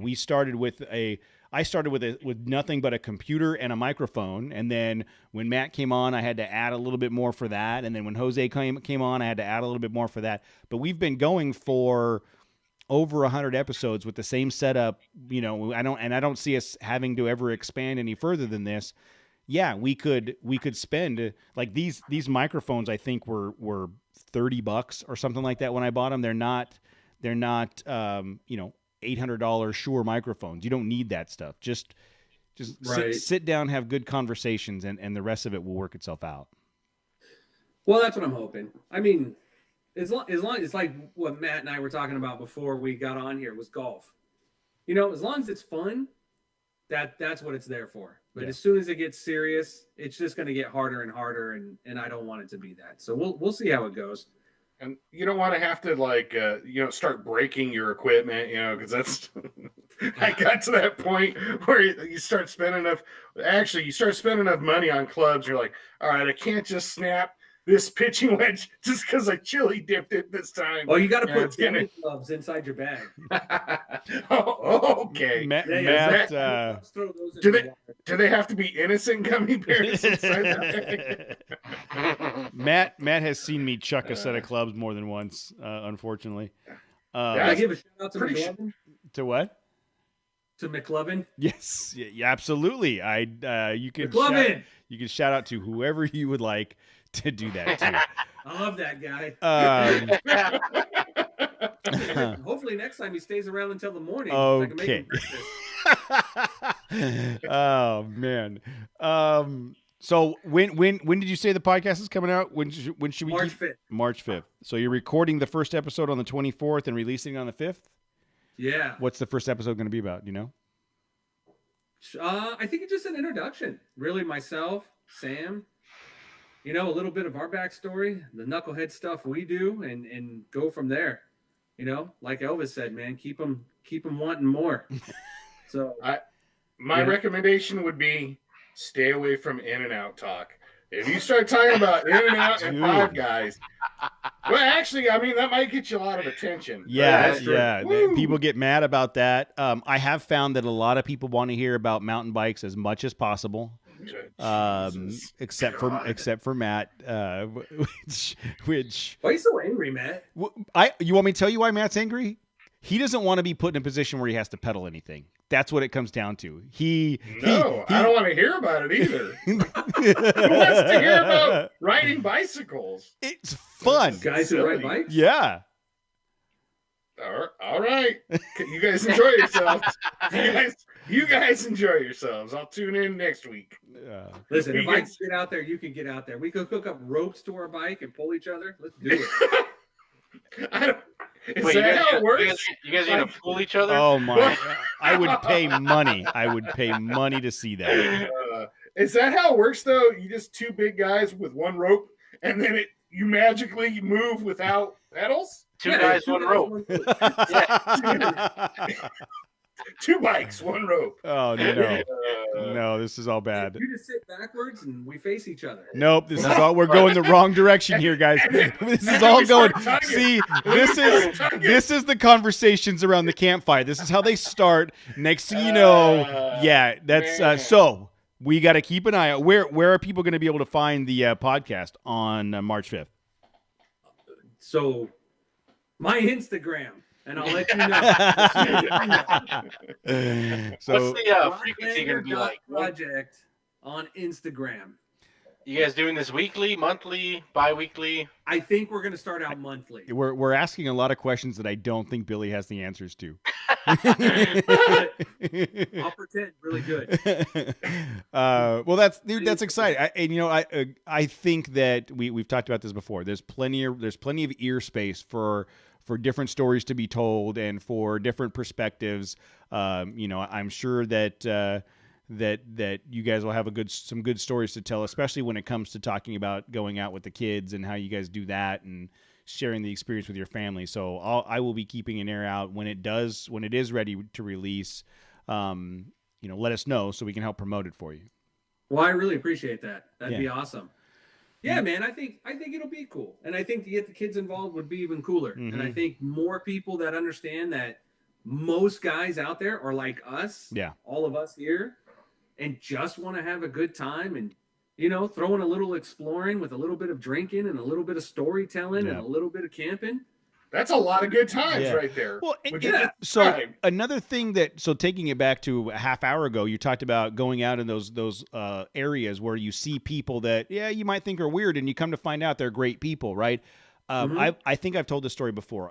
I got into the motorcycle industry for a while, and I was more on the, I had a cruiser, but I really liked the sport bikes, and I found myself at this bike, motorcycle bars, like Hell's Kitchen and Cook's Corner, and everybody there is bearded, tattooed, leather, the people you see in movies that you're like, come on, honey, let's cross the street because I'm a little bit. They're the coolest people. They're nice. They will help anybody. The minute you take your perceptions, preconceived notions of what people are and throw them out the window and just give them an opportunity to have a conversation, 98% of the time, they're just going to be decent people you can hang out with. So I think people in the off-road overlanding world, they may seem rambunctious or seem like a type of person that you might not want to hang out in your personal life with. I guarantee, give them an opportunity to have a conversation and you'll be surprised. We enjoy having fun with each other and doing things where everybody gets along and helping each other on the trail, regardless of any of those other things. It really is inspiring to get the community together. And I think, once people see that, they're hooked. Absolutely. Yeah, man. I mean, that's all it is. It's getting out there will absolutely turn on how you feel about so many things. We rely on cities so much for so many things. You know how cool it is when you walk into one of those old markets and everything you're buying is covered in dirt? Yeah. But it is cool. It's like finding old animal crackers to buy the kids, or just wacky local produce that you don't see at home. Another test for their digestive system. If you can make it through these 20-year-old animal crackers, you're probably okay. Yeah, he said wacky produce. If I can't recognize what it is, I'm not buying it, man. Just so you know. Carrots, you know. But I mean, it's just, you go to different areas, you see different things, and honestly, this day and age, it's so easy to stay in your neighborhood, so easy to stay home, and it's like, just get out there, 100%, and take your kids with you. Don't dump them, then go. Bring them with you. Yeah. It's the best. That's the only way I can go on half of our trips. I have to bring my kids, so have to. Yeah. I think I was going to say, it's funny how Cody's talking about, like, you go to these rough and tumble looking bars and they're the nicest people and whatever. And then Cody runs across some dude who went over his bars this weekend. He just laughed as he no. Right. There was already 12 people around the dude. What was I gonna? There was a truck pulling up to pick up his bike, and I didn't laugh. I felt bad because I knew what surgery. I knew what surgery he had in his future. I just did it, and I was like, What I should have pulled over and told him was, hey, dude, after the surgery and you think everything's taken care of, wait 4 months. You're going to get a random ass bill in the mail that says you still owe somebody $200 for some shit that wasn't covered 6 months ago for your surgery. Look, don't take this the wrong way, people, but if you work in the billing industry, the medical billing industry, I hope all of you go out of work immediately. I cannot stand medical billing. It's like, if I had to choose between the DMV and medical billing, I would just kill myself because neither of those are conducive to a happy life. I hate medical billers. I hate all of them. I want them all to be unemployed. I want worse things to happen than unemployment, but I'm not going to go down that route. This is a family-friendly show. So if you're in medical billing, lose my number. Stop listening to the show. Don't. Damn it. Yes, thank you, Jose. That's the thing I want to promote. I got a medical billing company. Funny you should mention that. Yeah, I fucking hate medical billers. They're fucking assholes, every single one of them, and I'm fucking tired of getting their bills. So double right there. So I think if you go up and talk to that guy who just wrecked his shoulder on his bike, you probably offer to buy that bike from him. You know you don't want this bike. I got a couple $100 in my back pocket. Yeah, you got some expensive bills coming up, bro. Let me help you with that. That's right. I like that he went by slow enough. He's like, yeah, I saw him trying to put his shoulder back. Yeah, oh yeah, because I knew. Because I'm telling you, as we were coming, ask Jose, as you're coming down that hill, you're like, oh wow, I could see that up, and I slowed down and went over the first one, and then the next one was even gnarlier. So I leaned way back and slowed down and came over it. And as I came through and I saw all the people gathered around the guy, and like I said, a truck came around the corner to pick him up, I could just see him holding his shoulder. And I was like, that's a rotator cuff surgery. Let me tell you how much that's going to cost. So it wasn't a Frontier picking him up, was it? No. Probably coming in to save the day. old, dependable Frontier. That's right. Billy, thank you for joining us. Stick around for a minute. We'll have some post end conversation, but thanks for joining us. We had a great time meeting you out at Winter Expedition, and we're hoping we get to hang out with you again on another trip in the near future. Absolutely, we will. All right, thanks, man. Awesome, thanks, man. Thank you, guys. All right, I forgot to tell you at the beginning. Yeah, don't hang up. Yeah, good conversation, dude. I really appreciate the time, and totally serious about the podcast. When you're ready to start promoting it, let us know. We can have you back. You're awesome, man. Thank you so much. If there's anything we can do to help with the process, the back end process, we've done a bunch. So if you have any questions, don't hesitate to reach out. We'll share our knowledge as much as we can, even though we're not good at what we do. I appreciate it. You don't want any of my knowledge. My knowledge is pretty useful. I say we, and what I meant was me, because neither of these guys have any knowledge as far as the podcast is concerned. Any of the knowledge that I have of any value, I think you already have, like shotgunning beers. Well, I was going to say, in all fairness, I did see Matt camp as Cody was trying to set things up, and Matt pretty much was like, he was out. Yeah.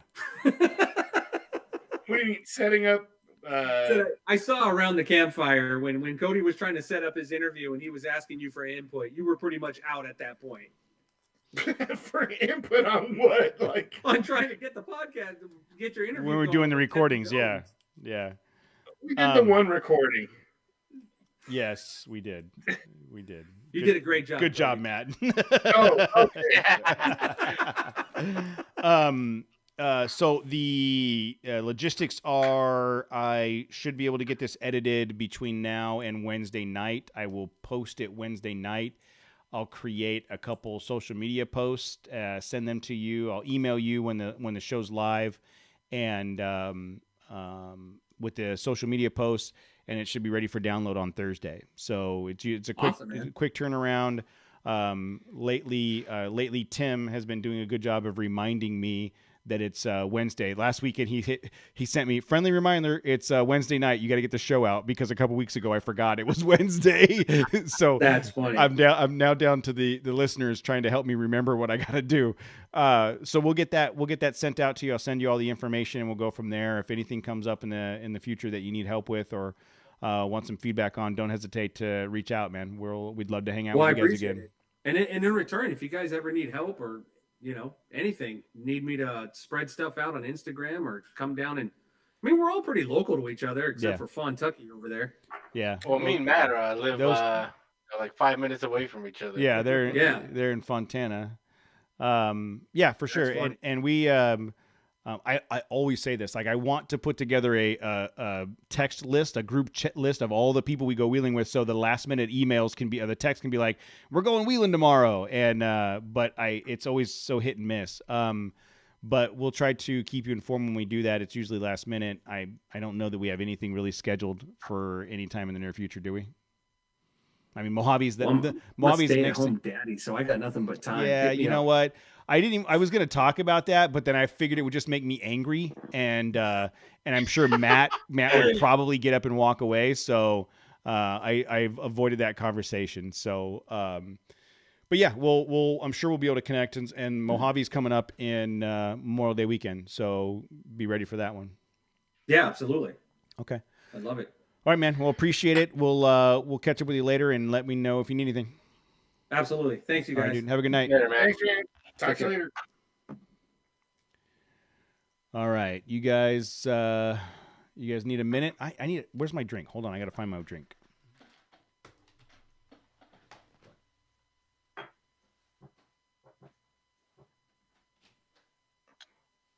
Did you watch the Super Bowl, Jose? I didn't even know it was this weekend, bro. Oh my God. You know what? It was horrible. This is the worst Super Bowl I've ever seen. It was just boring.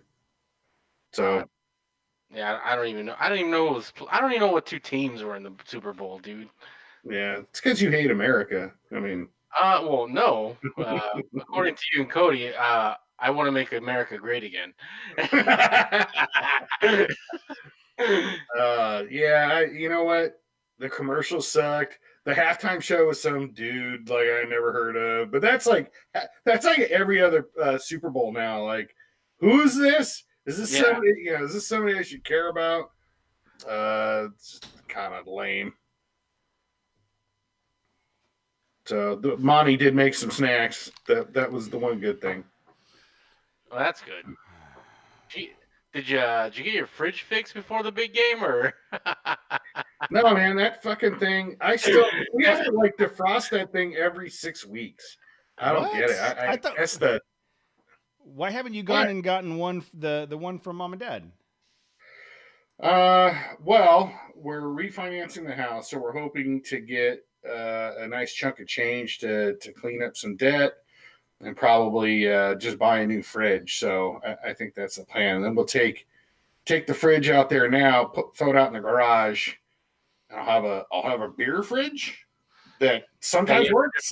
Yeah, I was going to say, you got 6 weeks to drink all the beer. Yeah, exactly. Well, that's not going to be a problem. We have a voicemail. I saw a voicemail. I haven't listened to it yet to find out what it is. So hold on a second.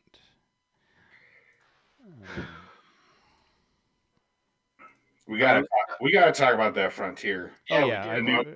Say that. I figure Frontier is fucking the shit, dude. That's the best looking truck. the new Tacoma Tier, Yes. the Frontoma, Stop it. the Tacoma Tier, yeah.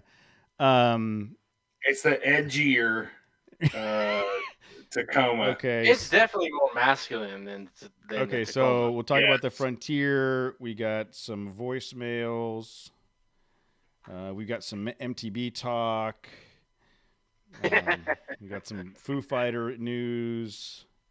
No one cares about that. What else? What else? Okay.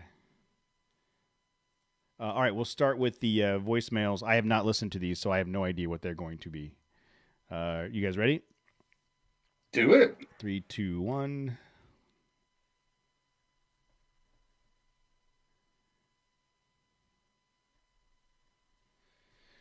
All right, thanks to Billy at Rocklander Project for coming on. We had a lot of fun hanging out with that guy in Arizona. I'm looking forward to being able to hang out with him again sometime soon. Especially, he's super local, so there's no reason why we can't make that happen.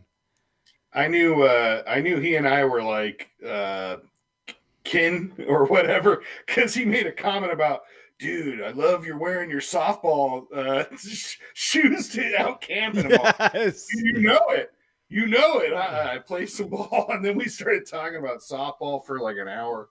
It was great. Billy's great. Yeah, between you, Billy, and Tim, we could have filmed a new Grizzly Adams episode and started a whole new television show. Missed opportunity. Big burly men's. All right, we have a couple voicemails. I think both of them are from Tim. I have not listened to them, so I apologize in advance for whatever it is Tim's about to say. Hold on, let's see where this goes. Hey, what's going on, guys? This is Tim with Real Rigs Rattle. I was just listening to your latest podcast about the Pathfinder, and I think you guys are wrong. I don't think it's going to be a unibody like a Jeep Renegade Cherokee Fighter. I think it's going to be a body-on-frame. Today's 2/3, day before the announcement, and I think you can go ahead and put me on record as saying that it's basically just the Xterra that got announced for the Middle East, which is based on the Terra from China. And that rides on the same platform as the Frontier, so you can mark me down for that prediction. Really enjoy the podcast, guys. Keep it up. All right, so that was I bet that was Tim. So that was Wednesday, and I bet this next one from Tim is him following up. Tim from Real Rigs Rattle following up on the prediction. Did you look? I don't even know what it was. Okay, so I'm confused. He said that we said the Frontier was going to be a unibody, which I don't think we said. Well, I don't think I ever said unibody, but what I had said was it was a direct competitor. Pathfinder. Yeah, not the no, he's talking about the Pathfinder, not the Frontier. No, but he said Frontier. No. He said that the Pathfinder. He said that we predicted he keeps saying Frontier though. No, he but didn't. I think he means play it again. No, he didn't. He keeps saying Hey, Frontier. what's going on, guys? This is Tim with Real Rigs Rattle. I was just listening to your latest podcast about the Pathfinder, and I think you guys are wrong. I don't think it's going to be a unibody. Okay, you can stop it now. Thank you. Yeah. No, You called yourself out. Yeah, what I was saying was that I thought the Pathfinder was going to be along the lines of the Cherokee as a unibody. Yeah. You know what I mean? And he was saying that he thinks it's going to be basically the Terra. Remember, I told you I saw one of those Terras in Arizona that's a body on frame. So his prediction was body on frame, and then so that was Wednesday that he called, and he called Thursday. Hold on, let's see what this next message is.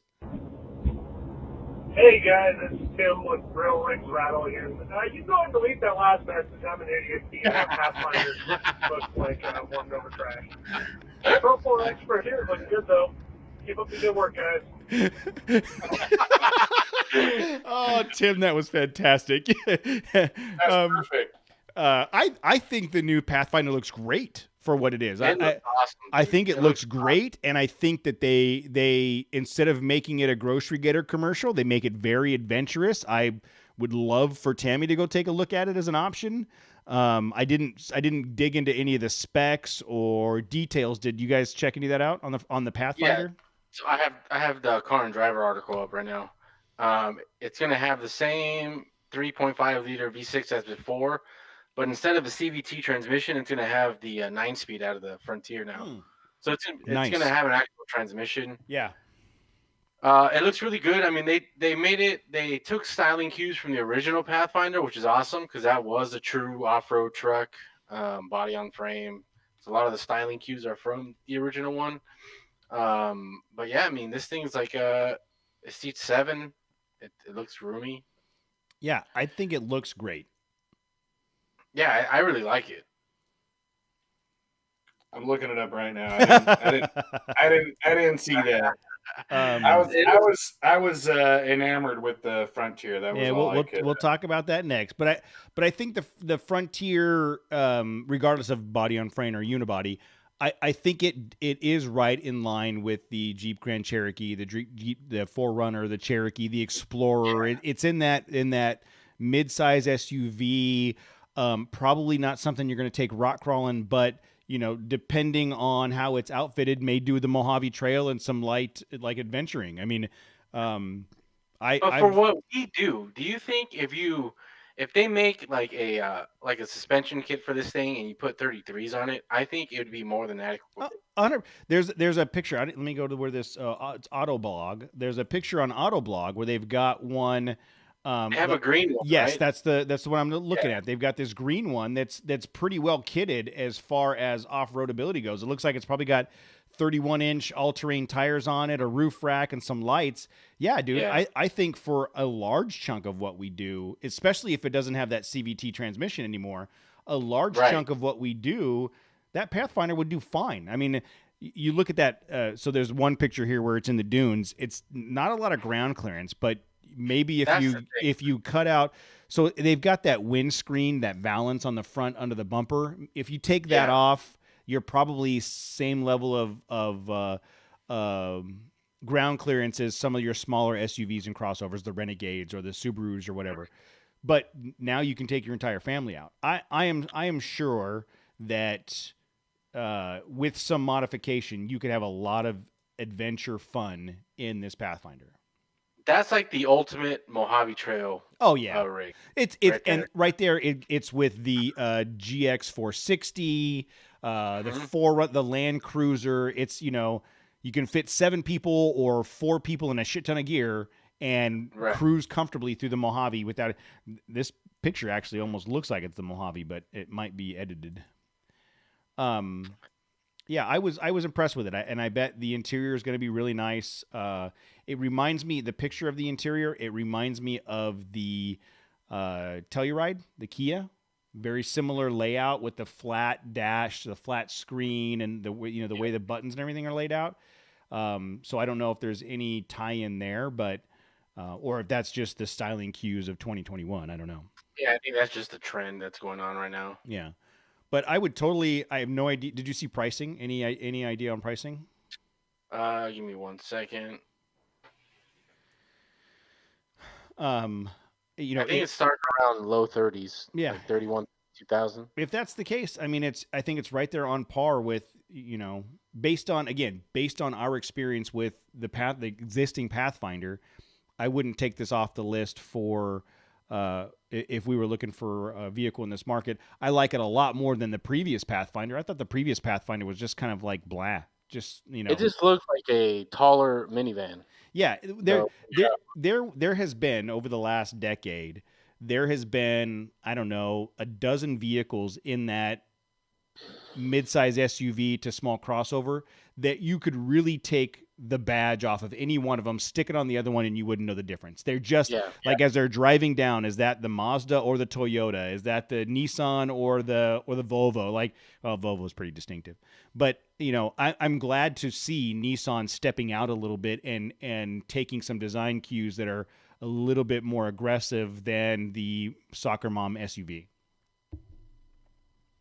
Yeah, for sure. I mean, that's something we've been saying for a while. Is like Nissan needs to start doing something and start marketing. Looking at just Googling images. 2022 Pathfinder. They're all in the dirt. Yeah. They're all like on some kind of a trail or something. That's a good start. Do you Definitely. do you I think think they're. do you think Frank Nissan was listening to the show and that's why they decided to do this? I think Frank Nissan, Bob Dotson got Bob together, Dotson. started, and you know what? Came up with some good ideas. They're like, fuck CVT. Frank calls up Bob and he's like, Bob, you got to hear these guys. They're ripping on us, man. We got to do something about this. We're getting clowned, Bob. Oh, Bob Dotson, dude. He's crotchety. And I feel like they're from Chicago for some reason. Bob Dotson? Yeah. Oh no, that's New York. That's a New York. That's a New York accent. Long and short. I think it's like Minnesota, like Dotson. Oh yeah. There you go. There you go. He's from St. Paul, the St. Paul Dotsons. Yeah, thousand lakes, Minneapolis. Yeah, land of 1,000 lakes. So the Pathfinder again. I think it looks really cool. I would love to actually go drive one and check it out. I'm curious to know. I saw that the All Terrain Nation / Nissan Nation guys were in here earlier. I don't know if they have opinions on it because they probably have way more details than we do. But it definitely is worth a check out. If you're in the market. I might be in a market for a Frontier. Looking at what came out this week. Okay, so I'm going to start by saying I think it's awesome. I think the 2021 Frontier is awesome. I am going to be the voice of a little bit of dissent here. I think it's a little Tacoma-ish, and I saw other people say that, and I think that they made a mistake by debuting it in slate gray. Slate gray has become the TRD Pro. That was for 3 years. That was the TRD Pro color.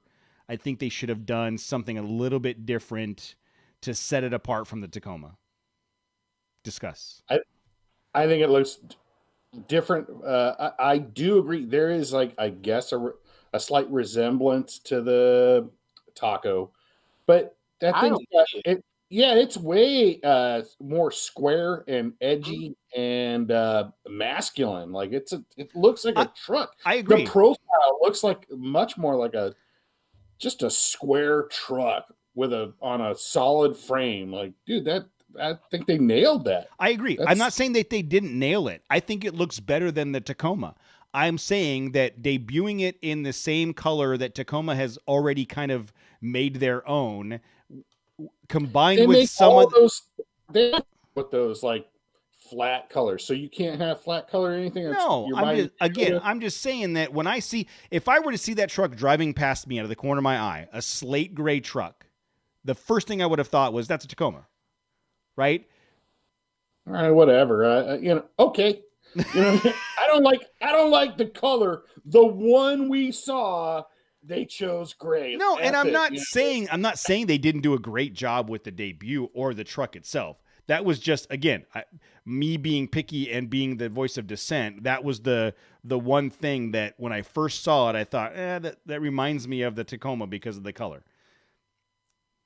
No, that thing reminds me of that it is. The only thing I'll say is it is like a direct shot at that market. Oh yeah, I think hands down, that's the best looking truck because Again, and I saw a couple of videos where somebody had made the comment, they liked this version because it came out as a truck. It didn't come out in a futuristic, aerodynamic, with the windshield swept back and the curves like the Ford and the Chevy. Yeah, this is just a square, edgy truck, and they went with that aggressive, masculine feel or whatever.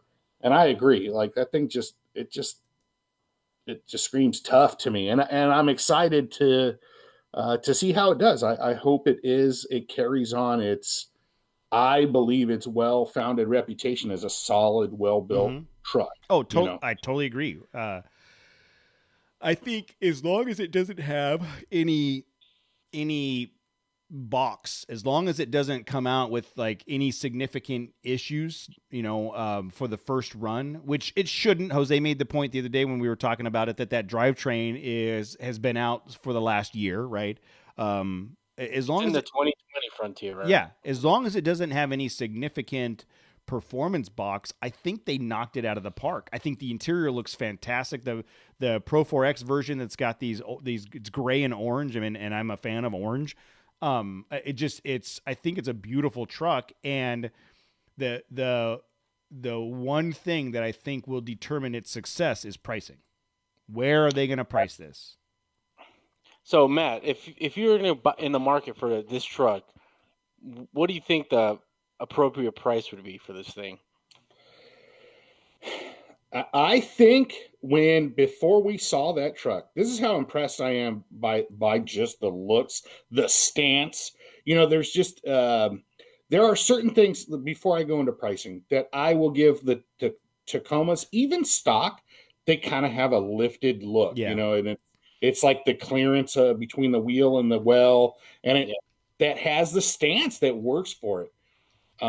When I saw this truck, it was like, boom. Oh, wow. They got that look, that aggressive look. And I would have said prior to seeing it, they got to go for the Pro 4X. They still got to be middle market. It's got to be a deal, or whatever. Like not now, right? Yeah. Not now. They can go whatever price. Once you start seeing those on the street, I think they're going to be pretty hot. People go for,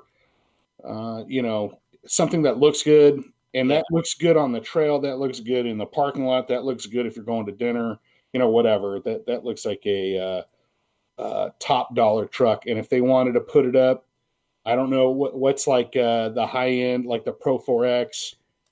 45, 47, something like that. Well, it's gonna be that high? Well, that's what I'm hoping not. Like the TRD Pro, I'm on the Toyota website right now. A TRD Pro starts at 44,175. But this is a Tacoma or TRD off-road competitor, not a TRD Pro. That's where I'm kind of going with this. They don't have the TRD off-road. They don't have the TRD Pro version yet. I think. What I think they're going to do is they're going to come out with a Nismo one, which has all those parts they came out with, a few months ago, those Nismo performance. Yeah. The bumper, bumper and those shocks, the upgraded shocks. I think they're going to come out with that maybe a year after this one comes out. So maybe that at 45. Well, maybe that one will probably be at 45, but this one right now, Pro 4X, dude, I can't see it being above 40 grand. Well, the TRD off-road I found starts at 35. So I think for them to be considered in the market, they've got to be at 35 or below. So here's what I think they need to do. And I'm no marketing or pricing scientist. If you go out and you look at someone's got $35,000 and they want a mid-sized truck. They have the tried and true Tacoma that's got all of the aftermarket support, all of the other. They've got hundreds of them out there. They've got all the community. I can buy that for 35, or I can take a chance on this new thing because I don't know much about Nissan. There's a certain portion of the population that will go that route, but the bulk of the population, if it's the same exact price, I think they're going to go with the more known entity, the Toyota, right? So I think to compel people to leave that brand or Ford or Chevy and come to the Nissan, they'll have to start lower than those vehicles, and then they'll end up doing what the Kia Telluride did, and all the dealers will jack up $10,000 on top of MSRP once they run out of inventory. I think that's what's going to happen. So I hate to say it, but get one early? Yeah, I was gonna say I hate to say it, but if you want one, jump on it quick, because if it's 6 months, a year down the line, and they know that these things are flying, they're not gonna deal on them. Like I said, we had the conversation a year ago about the Telluride, the experience we had there. The dealer's like, I don't need to deal with you on this. If you don't buy it, somebody else will in 10 minutes. So I think, but that's you kind of hit the nail on the head. You know, Toyota already, even if Toyota came out with a brand new truck tomorrow, it would have support, aftermarket support. Yeah. 2 weeks from now, you'd be able to buy everything for it. And Nissan doesn't have that advantage. Not So, yet. but that is kind of something they have to try and how does that happen? Does that truck have to come out like hotcakes? No. And everybody starts seeing them on the trail and like, well, we got to make bumpers for this thing, and it's got to be at shows. Man, I saw the lifted Frontier. It looks so sick, and and that's how you get the ball rolling. I think that happens right now. I think right now companies that make products for the Tacoma, again, I'm no scientist here, but if I am a DeMello Off-Road or an Icon or one of those manufacturers, and I say I've been building Tacoma products for how long, and I'm in a market with 15 competitors that are doing Tacoma products, I look at this thing and go, you know what? People are going to be on this. It's going to start small, but it's going to grow. There's no competition in the Nissan space. And if the previous generation had any indication, this thing's going to go for 15 years. This version is going to go for a long time. If I get on the bandwagon now, start developing products now, they could be out in front. How often does that happen? When you look at all of the Jeep manufacturers, all of the Toyota manufacturers, all of the full-size truck, how often does a new vehicle, a new platform show up for you to build an entire new customer base from? It doesn't happen very much anymore. Every Chevy Silverado is an iteration of the Chevy Silverado. This is one of the few vehicles. The Bronco would be another one where there's very little predecessors to this, and this is a whole new platform to build from. And being a manufacturer of parts, you can be in the front of that wave or wait 2 years from now when everybody else has already done their scans and their R&D. So how does Nissan take advantage of this? Like they have to like fund or like they have to promote. Exactly. But they have to pay to have the bumpers and the lift kit, somebody to fab something so you could see 5 or 10 of these trucks at different shows. I don't think they need to do that. So I have it on some authority that Ford, as an example, partnered with several people in the community, influencers and product providers, and those people had access to and will have access to long-term vehicles prior to most. So there are people in the world today that already have a Ford Bronco or that are going to have one delivered before anybody else. Those people are going to be promoting it on Instagram. They're going to be doing testing. They're going to be doing that. What Nissan needs to do, in my opinion, is go to a DeMello. Yeah, go to a DeMello Off-Road, go to a White Knuckle, go to an Icon and say, I'm going to loan you one of our brand new Frontiers for 6 months. Do whatever you want with it. Build it, wheel it, bash it, whatever you want. And in that time, those companies can start to develop product and then learn about how good this product is going to be. And I really think that's the thing, is basically lease 6 month to a year leases, like almost free for these companies, and go have at it. Let me know what you think. Yeah, I mean, I guess if that's how it works, then somebody put in a phone call to Bob Dotson. I mean, we know we got names, right? I don't know that that's how it works. I'm just saying, if I was Bob Dotson's nephew or Frank Nissan's cousin, I would say, hey, dude, this is what you need to do. But honestly, I think once they get it out into the market, if they are serious about making this a platform that aftermarket builders can build on, and look at the lines of that truck. I mean, there's no way you can't say that thing's not begging for some enhancements. Like, not that it's not beautiful, but I'm just saying some of the bumpers that I've seen for Frontier, that I've looked into, would look amazing on that truck. It like the lines just it almost looked like factory, some of the stuff that I've seen. So it does scream, please bolt some parts on me. Yeah, yes. I can picture a set of sliders and then on the bumper there's that gray and silver skid plate looking thing. If that piece came off, that center piece came off, you leave the gray fascia, the factory fascia there, and built like a swooped up skid plate off of that thing, dude, it would be awesome. Yeah, What's Adam. cool about this truck too is it's the same it's the same chassis as Matt's. So all the current lift kits and Titan swap will swap over to this thing. So the first thing I think to do would like someone to get this thing and do a Titan swap right away just to see what it will. It's a free long travel kit from factory. Well, why are we talking about, quote, someone that's going to get this? I happen to know someone that's in the market for a vehicle. Yeah, but there's options out there for those people. Yeah, those people are looking at a Honda Civic. I'm just saying there's options. But I think this truck is, again, as long as it's priced appropriately and they don't have any hiccups in delivery or drivetrain or whatever, I think this is going to do really, really well. Yeah, absolutely. Absolutely. And again, it's all predicated or, on that durability. It's gotta still have that. If it comes out in something stupid, I don't want to bring up things, but yeah, if it ends up having something dumb like shifting issues or whatever, and that becomes like the big bugaboo that word gets out. Oh yeah, that Frontier looks amazing, but you heard about the transmission problems. Yeah.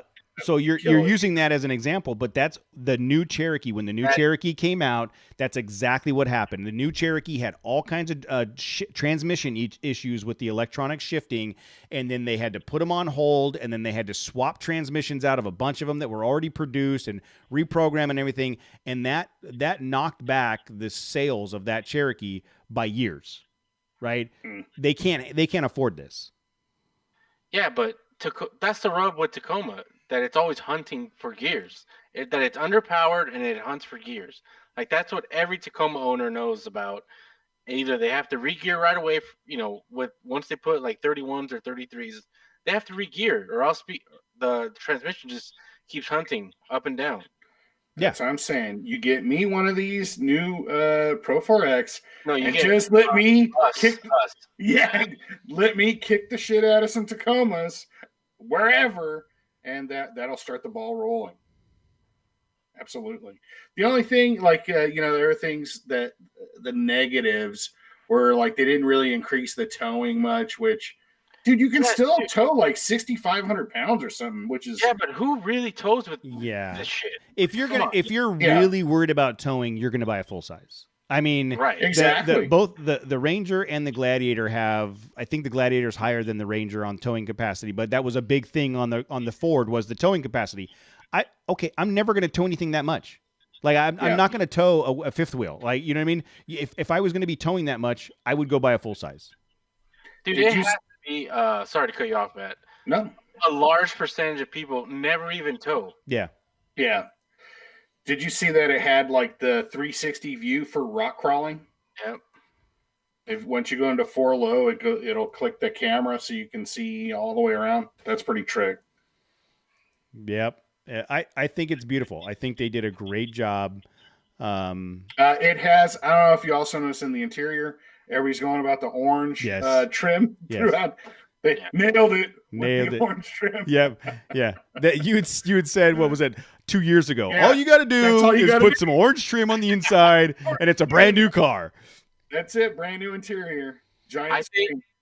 I think their main goal was for this truck to look tough, and they definitely hit it out of the park. They achieved the goal. It looks tough, dude.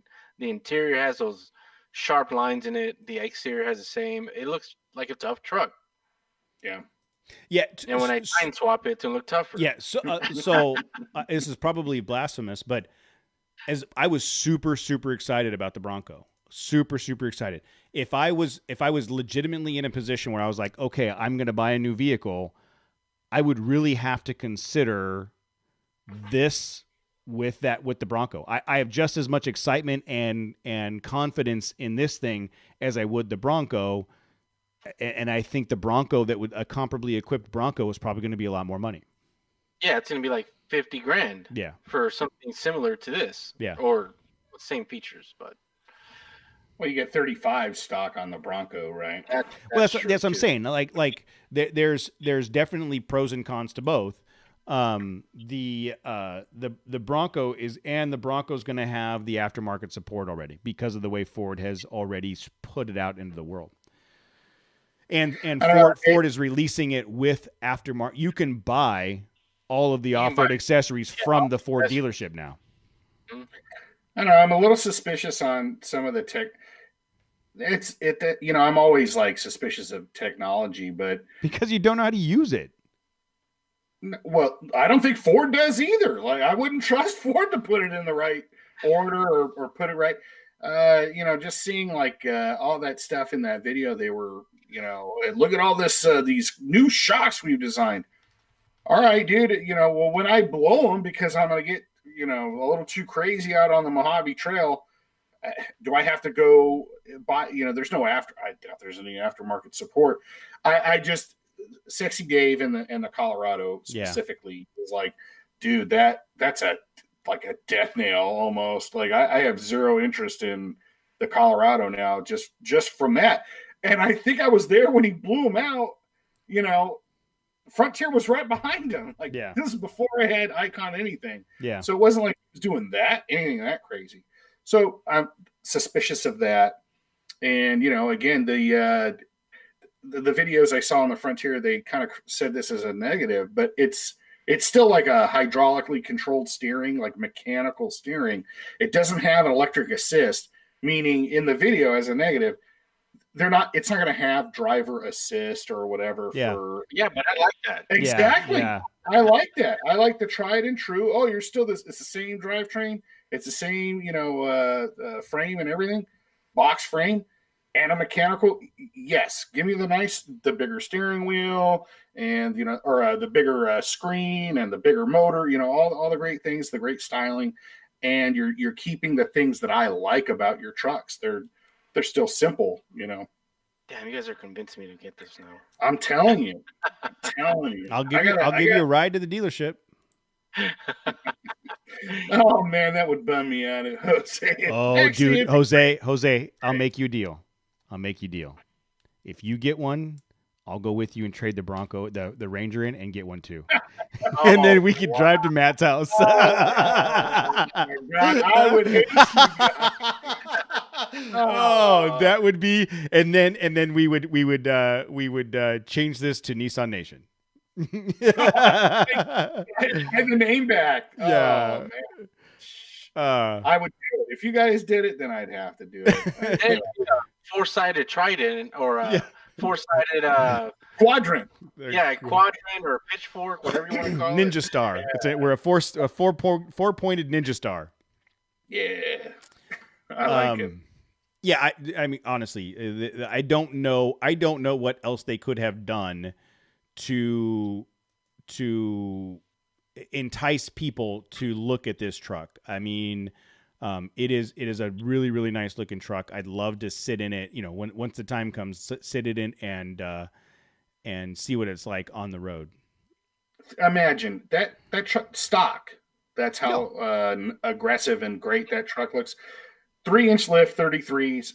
It's over. That thing's dominating 100%. And I've admitted that the Ford, like the stock Ranger, I'm not a huge fan of the stance or the way the stock Ranger looks. When you level it out and put a little bit of wider stance on it with some meatier tires, it completely changes that truck. 100%. The stock Ranger looks like a work truck. Yes, 100. Yeah, it does. It looks like a utility truck. Like some guy gets out of it, puts on a hard hat. I think this stock looks way better than the Ranger does. Way better than the Tacoma does.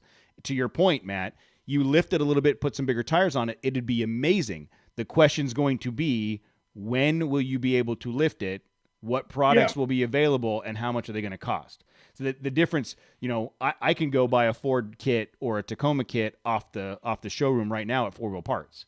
Where you can buy a Frontier kit now. It's like limited to 1 or 2 companies.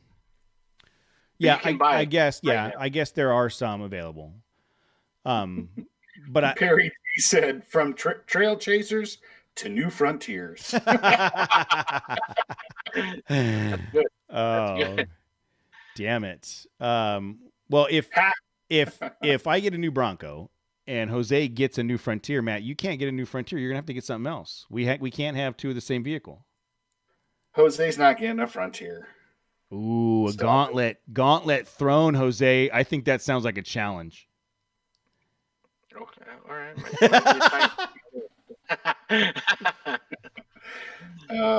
You know what though? That would I honestly, I just want to see. I wish I could be that guy that had that the first Frontier you saw on the trail and that was lifted, and you just went, "Oh my god, game changer! I saw this Frontier lifted. I gotta have it." Taco. Because people are like, "What is that?" They're gonna be like, "What is that truck?" Yeah, exactly. And it's gonna have. It already has more horsepower. It already, rear locker, all that stuff. You're putting a lift on it, so you're already taking it to the next level suspension wise, at least the way I would want to do it. And there's just you're doing everything you can do in a Tacoma with more power in a much better looking truck. Mm-hmm. Probably comfortable. Yeah. That's another knock on the Taco is it's not a comfortable truck. 100% agree. That was part of the reason I didn't buy one. But dude, I'm on NetSpec right now. Time swap is $2,700.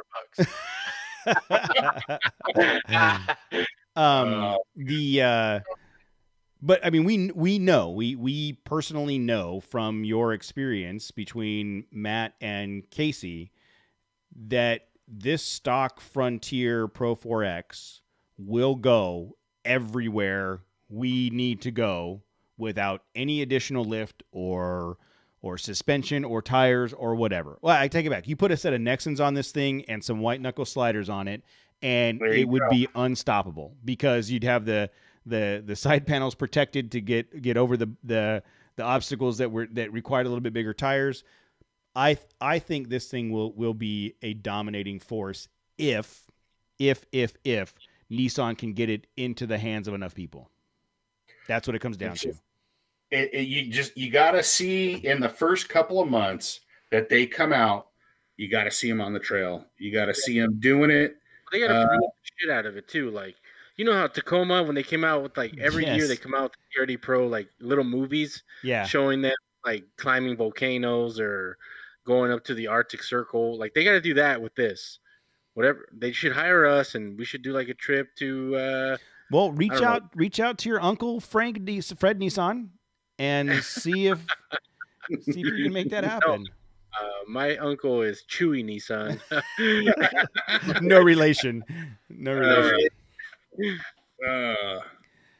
Well, we'll see. Does anybody know when they're available? It was late summer, so August, September timeframe. So the same time the Bronco comes out. Why would they do that? Why would they do that? What do you mean for that? I think the same time the Bronco comes out? Yeah, because it's probably not the same buyer. It is. I think it is. No, I think there are going to be people. There are going to be people like me that can go either way. That's what she said. But no, if you're this is competing with Ranger, Tacoma, and Gladiator, Colorado to some extent.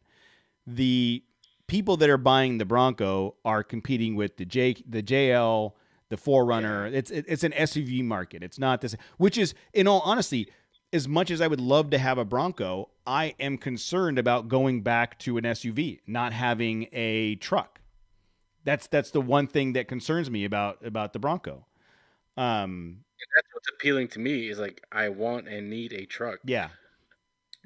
If they price this right, like you guys said, in the 36 to 38 range or what have you, dude, It jumps right past Colorado. It jumps right past the Ranger, and I don't know how many Gladiators they're selling, but it goes right at the Tacoma for sure. Mhm. Like I right think I at heard, the. I think I heard someone say they're having issues selling gladiators because they're so expensive. But I don't know. I didn't look into it, so that's all hearsay.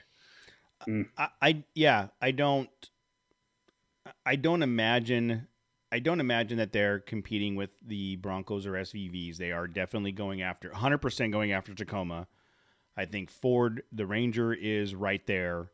And to your point, Matt, like the Colorado has been around for a while, and it got huge kudos when it first came out about this is going to be the best off road truck. You see one, two every once in a while. They're not. There's more Rangers on the trail now than there is Colorados, and the Colorado's been out for 3 years longer. Yeah, agreed. But they pigeonholed, and this might be the same thing with the Bronco, with those shocks, like with that suspension setup. I think that's at this point now, like nobody stepped up and gave them an aftermarket option for the Colorado, and that's a problem. If you're just stuck with that setup. Yeah, Yeah, but those shots are so good, dude. I mean, they're good. Like you they're don't. good What else until they blow. Oh yeah, their issues, but when they work, I'm good when I work, but how often do I actually do that? This makes me want to start an aftermarket company to start making parts for the Frontier right now, so we that need a laser scanner so we Yeah. can scan the truck when I get it. yeah. And I have a laser pointer. I have that laser pointer. I also have a laser level, or I could shoot like mark ceilings and stuff like that. So it's something. I got lasers. start there. All right. So Your dad has an awesome set of tools, right? yeah, which one of you is going to buy this? Apparently, both of us. Yeah, I don't know. You know what? I don't want to say it's not possible. It might be possible. Nissan's right down the street from my house, dude. Literally, like a mile away. Yeah, that would be the man. That would be the hardest thing. If I, you know how it is. If you go to, Yeah, I'm don't just go. gonna Don't look go. at it. Yeah, then it's over because they train those salesmen to like look into your eyes and know, oh, this douchebag, he's buying it. I just got to lean on him a little bit. I just got to go take him over to the whatever part of the driving test drive area, and this sucker's going to buy. So it looks great. I'm sure it's going to look great when I see it in person for the first time. And it's just going to be trying to avoid the dealership, It'll look great in your driveway too. Yeah, exactly. All right. Well, I am looking forward to seeing one of you guys get it, and so I can test drive it and then go from there. But again, we talked about it last week a little bit. Like I'm not in a hurry to get rid of the Ranger. I absolutely love that truck, and I don't. The only reason I would get this or a Bronco was to have something new and shiny. That's the only, and I don't know that I financially need to do that. Is that a responsible move at this point? I don't. Now, if Jose gets this thing, or Matt gets this thing, and I can't keep up with him anymore in the Ranger, maybe. But we'll have to see how that goes. But I think this is an awesome truck, and if you're out there looking, you should definitely give this one a look. No doubt. All right, guys, I'm yawning. I'm super tired. It is 8:45. So yeah, I'm not going to make it much farther. All right. Well, everybody in the chat room, appreciate you hanging out. Thank you to Billy for coming tonight. And thanks, Tim, for the voicemails. Appreciate it. We will talk to you guys next week. Later.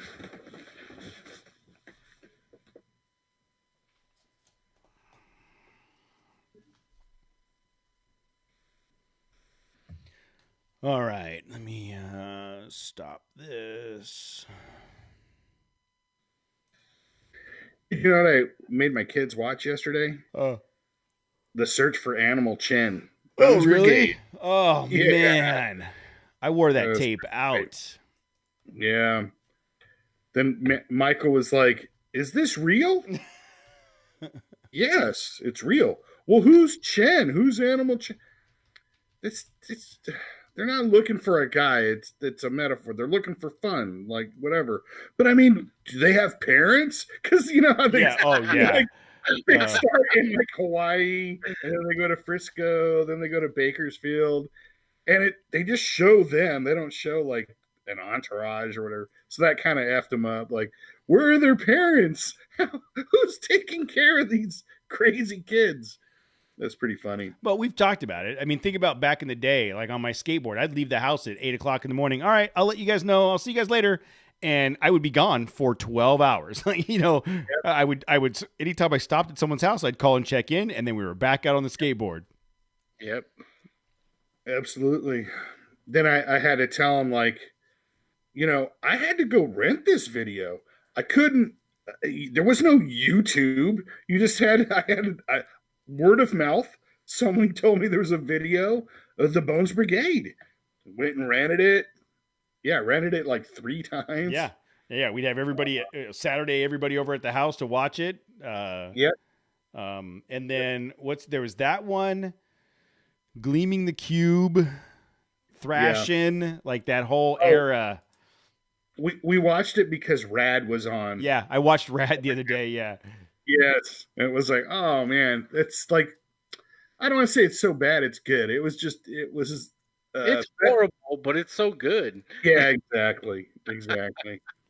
And I found that DVD. I found that VHS like, I don't know. We were at one of my aunt's house or something, and it was there.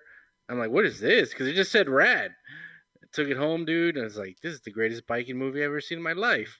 Matt, watching Rad didn't want you to make you get on a bike? No, that looked like a lot of work. I didn't, just because I watched a skateboard video didn't mean I wanted to get on and do a ramp either. That was something else too, because I watched it on YouTube. They show you like the next video was a Search for Animal Chin. You remember the end? It was that mega ramp that they skated. Yeah.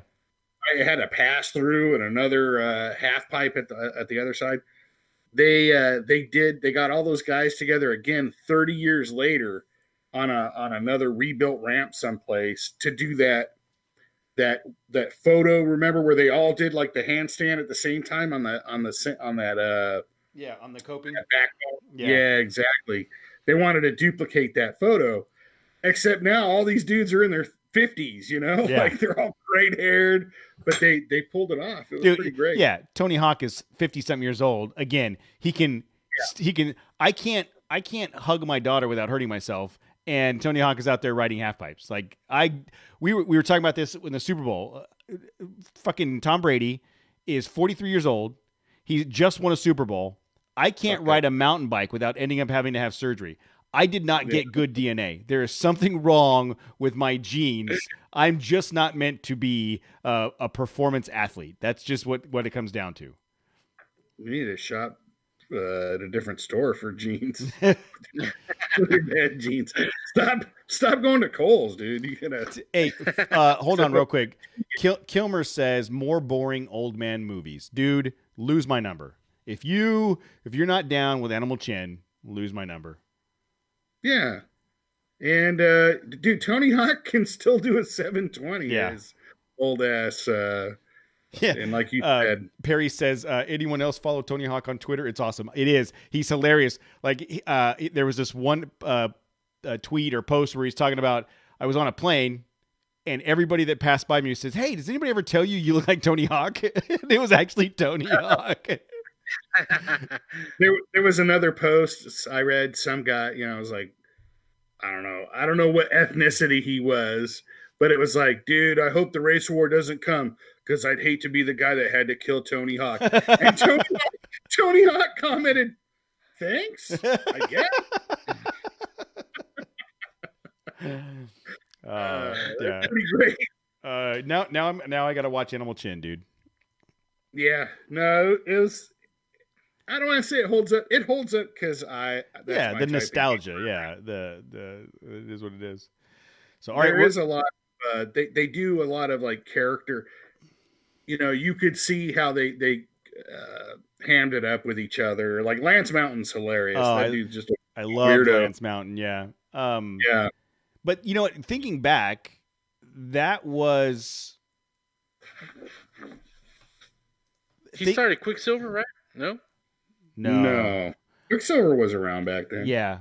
Thinking back though, the Animal Chin and those skate videos, that was YouTube without the technology. That was people clipping together shots of them doing things that everybody else wanted to be able to do. You know what I mean? Like I think that was the beginning, because prior to that, like VHS rentals were all movies or documentaries, or it wasn't just shots of people skating or riding bikes. At least from my perspective, I recall that being the beginning of that kind of genre. You know what I mean? And it wasn't until 20 years later that YouTube became available to actually, kind of mass produce it.